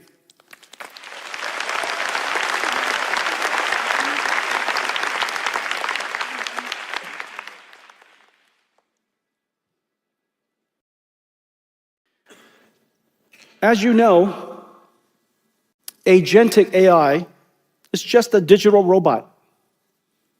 It understands, it reasons, it plans, and it acts and uses tools. Agentic AI is going to run across all of these computers. And you've seen me talk about each and every one of these over time. We're working on humanoid robotics computers of all kinds. We're working on self-driving car computers. We're working on satellites. You have GeForce, which has tensor cores. I just talked about a whole new line of PCs. Agriculture equipment, manufacturing equipment, heavy industry equipment will all be agentic. You'll even have a little agentic helper for yourself. Even your base stations, the radio stations of the future, are going to be agentic. Understanding traffic and thinking about how to coordinate with the other base stations so that you could use as little energy as possible, increase the utilization, the efficiency of the spectral efficiency. And so everything will run agents. Today, NVIDIA is largely in the center, but I am pretty certain that there will be tens of billions, hundreds of billions over time of agentic systems, agentic computers that are going to be running around the world. The biggest problem is data. In the case of language models, all the English and all the language that we have on the internet that we trained on was from the perspective of us. We wrote it and we're reading it. However, in order to create data for AI, robotics, it has to be in the perception, the perspective of the robot. And most of the world's video data is from a third person, not first person. And so agentic systems, robotic systems, physical AI, the data is the hardest problem. You've seen us move up this ladder. We started with teleoperations, which is basically human demonstration. This is no different than the big breakthrough of reinforcement learning, human feedback. Then we use simulation. This is where Omniverse comes in. This is no different than reinforcement learning, verifiable rewards, okay? And so we use these systems to bootstrap the AI model, the physical AI model. Eventually, we're able to learn from third person, reprojecting it into first person, and now, eventually, through bootstrapping, we have a world foundation model that can understand the physical world from any perspective you want. Third person, first person, outside in, inside out, doesn't matter. This is a big breakthrough indeed. And today, we're announcing Cosmos 3. Cosmos 3 is the frontier of physical AI. We are at the frontier with language models. There are so many people working on it. However, in physical AI, we are absolutely the world's best. I am so proud of the team for doing this. This is the foundation model for all of your work. Whenever you want to create a robot, whenever you want to create a factory robot or a robot that works in a factory, any kind of robot that involves physical world, you now have a companion, a Cosmos 3 that can understand and reason. It can generate. It can simulate in the loop. It can even be the policy itself. It is on the top of leaderboards all over the world. I am incredibly proud of Cosmos, and today we're announcing Cosmos 3. Let's take a look. The real world is infinite and unpredictable. Physical AI needs data, but real-world data is impossible to scale. For physical AI, compute is data. This is Cosmos, an open frontier omni-model for physical AI, built on a new mixture of transformers architecture. Pixels, action, sound, and language flow into the autoregressive transformer, which reasons, plans, and instructs the diffusion transformer, which generates what comes next. Developers post-train Cosmos across embodiments and use cases. As a VLM, Cosmos watches the physical world, understands what's happening, describing scenes, and flagging what matters. As a world model, Cosmos generates physics-accurate synthetic video from an image, text, or video. As a simulator, Cosmos closes the loop for policy training and evaluation. And as the foundation of NVIDIA OmniDreams, an action-conditioned world model, Cosmos predicts the future, frame by frame. Post-train Cosmos, and it becomes a world action model. Perceiving, reasoning, planning, generating actions. For robots of every kind. For everything that moves. A new kind of data, a new kind of teacher generated by compute.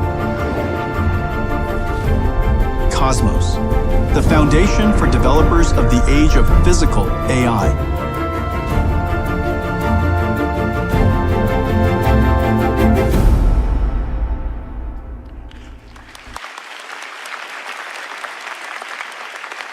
It takes data plus compute, gives you AI.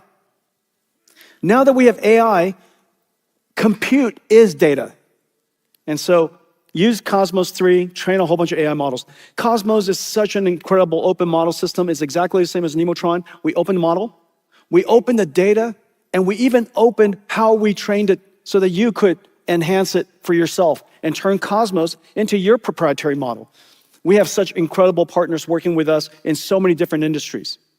Now, the model itself is the most understandable part of the AI stack, but the AI stack is very complicated. It has generators, the model, simulators, and the runtime. Just as it is for agentic systems, these cars, or essentially a physical AI, agentic robot that is an autonomous vehicle, has also this complicated stack. Today, we're announcing Alpamayo 2, an open model for self-driving cars. We're working with car companies across the world. If you look at these brands that have signed up for the NVIDIA Hyperion, that are building NVIDIA Hyperion cars, this represents about 80% of the world's cars. The manufacturers represent 80% of the world's cars. We are going to have a whole lot of NVIDIA Hyperion systems that are able to run Alpamayo or anybody else's AV stack. We are also connected into mobility services. Approximately 97% of the world's mobility services are connecting with us so that when we deploy Alpamayo on the Hyperion runtime with the Halos operating system, we will be able to connect to all of these services across the world. Let's take a look at this. Hey Mercedes, let's go to my favorite sandwich shop. Routing to your destination. Lane is clear, pulling out to start drive. Nudge left due to the stationary lead vehicle ahead blocking our lane. Slow down to stop at the stop sign, controlling the intersection. Stop to yield to the pedestrian since the person is in our lane. Yield to the cut-in vehicle from the left. Nudge left to clear the stopped vehicle blocking on the right. Keep distance to the cut-in vehicle since it is merging into our lane. Nudge left due to the stopped van blocking the right side of our lane. They are in our lane. Pedestrian crossing ahead. Stop to keep distance to the lead vehicle. Keep distance to the vehicle directly ahead in our lane. Keep distance to the vehicle directly ahead in our lane. Stop to the stop sign since the intersection is controlled by a stop sign. Stop to yield to the cross traffic since the vehicle is crossing ahead. Keep distance to the lead vehicle. Nudge left due to the truck blocking the right side of our lane. Nudge right due to the truck blocking the left side of our lane. Nudge left due to the truck blocking the right side of our lane. Your destination is on the right.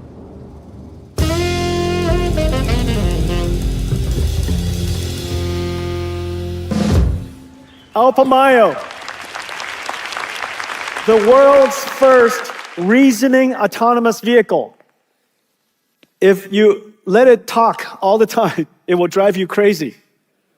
But we're very happy that it's talking to itself all the time. That's called thinking. And so Alpha Mayo is a reasoning car. The technology that we've created also applies to humanoids. Of course, there are many new breakthroughs that has to happen.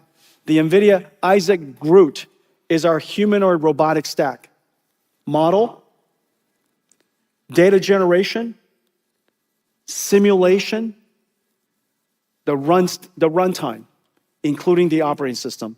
This represents GR00T platform, the Isaac GR00T platform. Every one of our systems, as you can see, the exact same pattern, whether it's agentic system for the cloud, agentic system for the PC, a robotic system for a self-driving car, a robotic system for a human or robot, all the same.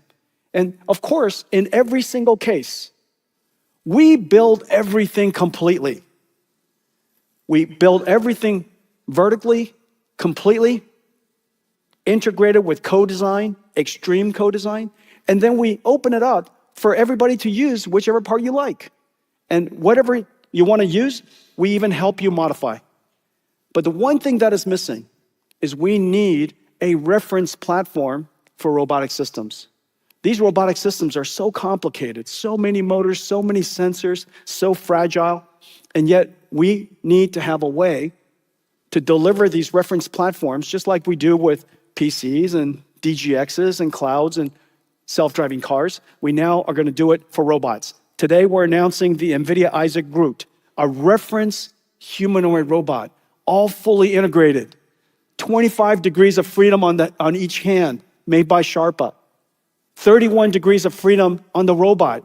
6 feet, 150 pounds. Just like me. The first number is shorter, the second number is bigger. Otherwise, pretty close. And this platform runs the new Thor and our entire software stack. Data generation stack, data simulation stack, the runtime, all integrated into a robot that is designed for everyone to use. Now, we built this for higher education and university researchers because for them to build this is insanely hard to do. And so let's take a look at that. The next leap in AI is general-purpose robots, humanoids. But building one is hard. Every team starts from scratch, stitching together simulators, teleop systems, data pipelines, and training infrastructure. Months of setup before research can start. NVIDIA Isaac GR00T, an open development platform for humanoid robots. Open models, simulation and training libraries, and data generators. Plus, the robot computer. Fully pipe clean, ready to go in hours. First, set up the simulation environment in Isaac Lab. Capture demonstrations with Isaac Teleop on a real or simulated robot. Generate synthetic data with Omniverse and Cosmos. Scaling one demonstration into thousands. Train policies. Evaluate them in Isaac Lab Arena. deploy through Isaac Ross, running on Jetson Thor.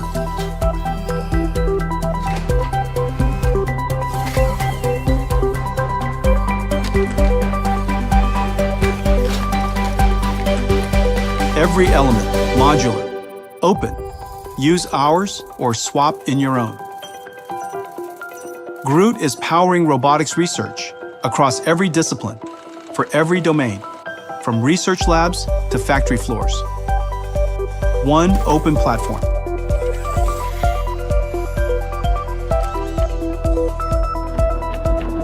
And now, a new addition. Isaac Groot Reference Design Robots. Built on NVIDIA's open platform. Ready for frontier research, for any lab, anywhere. The age of robotics starts here. NVIDIA Isaac Groot. So many robots.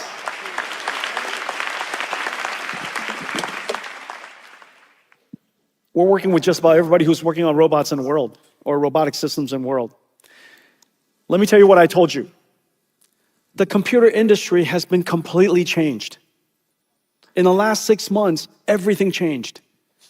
Everything changed because agents were realized, and it converged with the latest frontier models, and it made possible the AI to now do useful work. The computing pattern will repeat over and over and over again. This computing pattern of an agent that's a model, a harness that uses tools with skills and runs in a runtime. That runtime depends on whether it's in the cloud or on-prem, on a PC, or in a robot. But the computing pattern is exactly the same for all of them. You will use different harnesses because of your preference. You'll use different models because of your preference. You will improve them for your proprietary use. You would create super agents that you can rent to other people to help them do their work. This agentic platform, this agentic pattern, NVIDIA has an enterprise AI toolkit. This is a wonderful way for all of you to engage AIs, and for us, it's a wonderful growth opportunity. Vera Rubin is in full production, whereas Grace Blackwell was created to process AI, particularly inference. Vera Rubin was created to run agents. It is in full production. It is much, much more than a GPU. It is an entire disaggregated, distributed agent processing system. NVIDIA has really become an infrastructure company, not just a GPU company, not just a systems company, but an infrastructure company to help you generate the maximum revenues, the maximum profit, and to get there as soon as possible. The agent world, this new way of doing computing, where you build CPUs now for agents, not for people. CPUs for agents has its own special requirement, and our NVIDIA Vera is revolutionary. I'm so happy about its ramp. The orders already is going to make it the fastest and the most successful product launch in our company's history. NVIDIA and Microsoft has created a whole new line of PCs. This is a new beginning. And of course, that exact same agentic pattern agentic processing pattern, computing pattern that I just described is also going to run on all kinds of devices. I mentioned PCs, but in the future, it'll be robots and satellites and base stations and factories in the cloud, on-prem, at the edge. This pattern, agentic AI system, this agentic computing pattern will be replicated in computers all over.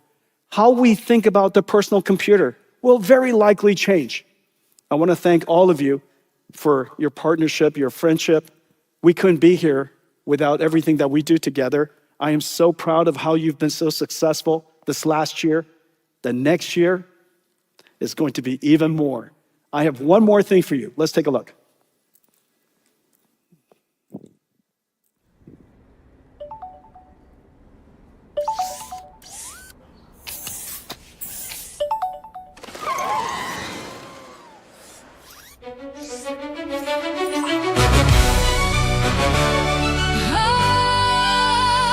You ready, Taiwan?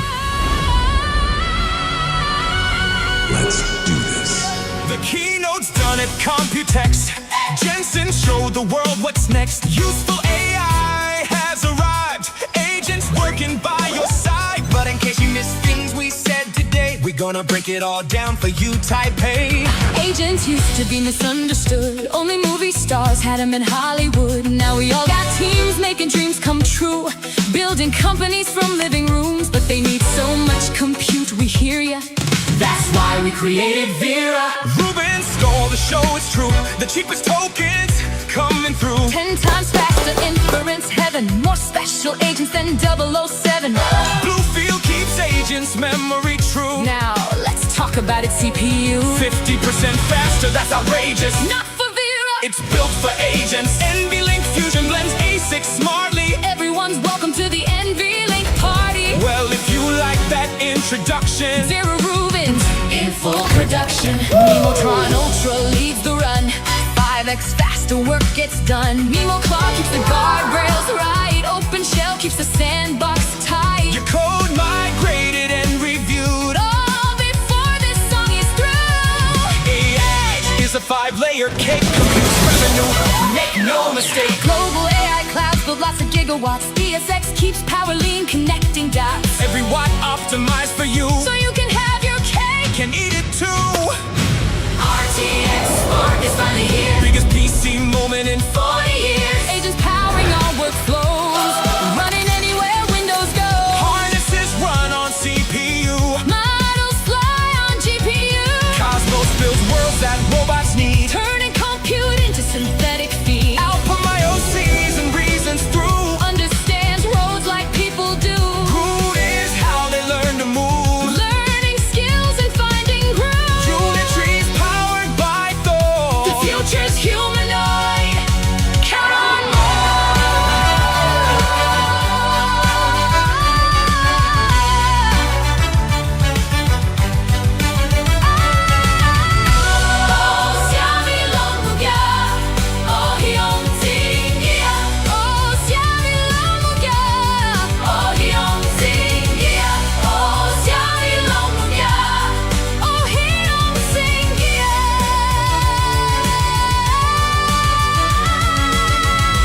future's bright, come see what's next.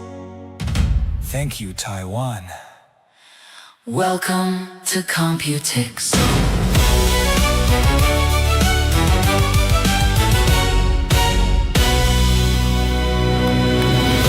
大家谢谢。Have a great COMPUTEX. 大家谢谢. Thanks for an amazing year. Thank you for all your friendship and support. Thank you. Take care. Have a great COMPUTEX.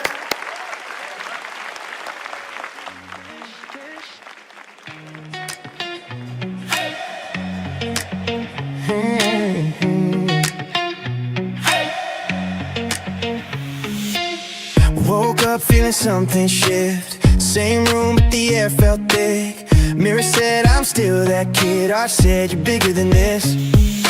Tie my laces, hands still shook. First step was the hardest one. Every laugh, every sideways look, all fade when the race is run. I carried every doubt lightweight. Now I'm lighter than the flame. You can write it on the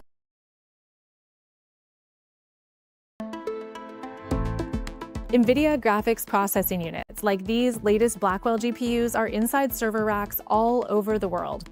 NVIDIA has catapulted from gaming giant to the very core of generative AI, training the models, running the workloads, and sending NVIDIA's valuation soaring, with 6 million Blackwell GPUs shipped over the last year. This connects all 72 GPUs, allowing them to act as a single GPU to power the most advanced AI workloads. GPUs are the general-purpose workhorse stars of NVIDIA and its top competitor, AMD. But another big category of AI chip is gaining ground, the custom ASIC, application-specific integrated circuit, now being designed by all the major hyperscalers: Google, Amazon, Meta, Microsoft, OpenAI, alongside Broadcom. These AI chips are smaller, cheaper, accessible, and, as the name suggests, specifically built for one purpose. But we see that growing even faster than the GPU market over the next few years. AI chips also include FPGAs, field programmable gate arrays, and an entire group of chips used to power edge AI on device instead of in the cloud. In short, there's a lot of AI chips, and the space is only getting more crowded. So let's take a pause to break it all down. The various categories of AI chips, what's different, good, and bad about them each, and a brief look at all the major companies getting in on the AI chip making trend. 大家好，我是主播林家源。生活压力大，失眠、浅眠是现代人常见的烦恼。太阳星全效克菲尔益生菌现在进一步推出晚安加强版，添加水染 GABA、色氨酸、马氨酸、香蜂草4大天然草本，选择太阳星全效克菲尔益生菌，做好日常保养，身体轻松无负担。每日克菲尔，时刻美好 ，Good Feel Good。请上快点购为健康下单，输入推荐码有额外折扣。 太阳星全效克菲尔益生菌基础版、晚安加强版，新包装改版，内容不变，抽取更方便。要吃就吃最好的。 To understand how GPUs became synonymous with AI, let's go back to 2012, to what many consider AI's big bang moment, AlexNet. It was a new, incredibly accurate neural network that obliterated the competition during a prominent image recognition contest. Turns out the same parallel processing used by NVIDIA GPUs to render lifelike graphics is also great for training neural networks, where a computer learns from data rather than relying on a programmer's code. The researchers took a GPU and said, I'm going to hack it to get it to expose the parallel computation capabilities to unlock that performance for the deep learning use case. While AI workloads are usually accelerated on a GPU or custom ASIC, it still often needs a host central processing unit, CPU, like the Grace in NVIDIA's Grace Blackwell server rack system. But while a CPU has a small number of powerful cores running sequential general-purpose tasks, GPUs have thousands of smaller cores, more narrowly focused on parallel math like matrix multiplication, used to process multidimensional data structures known as tensors. This ability to perform many operations simultaneously makes GPUs ideal for the two main phases of AI computation, training and inference. Training is teaching the AI model to learn from patterns in large amounts of data, while inference uses the AI to make decisions based on new information, the way AI shows.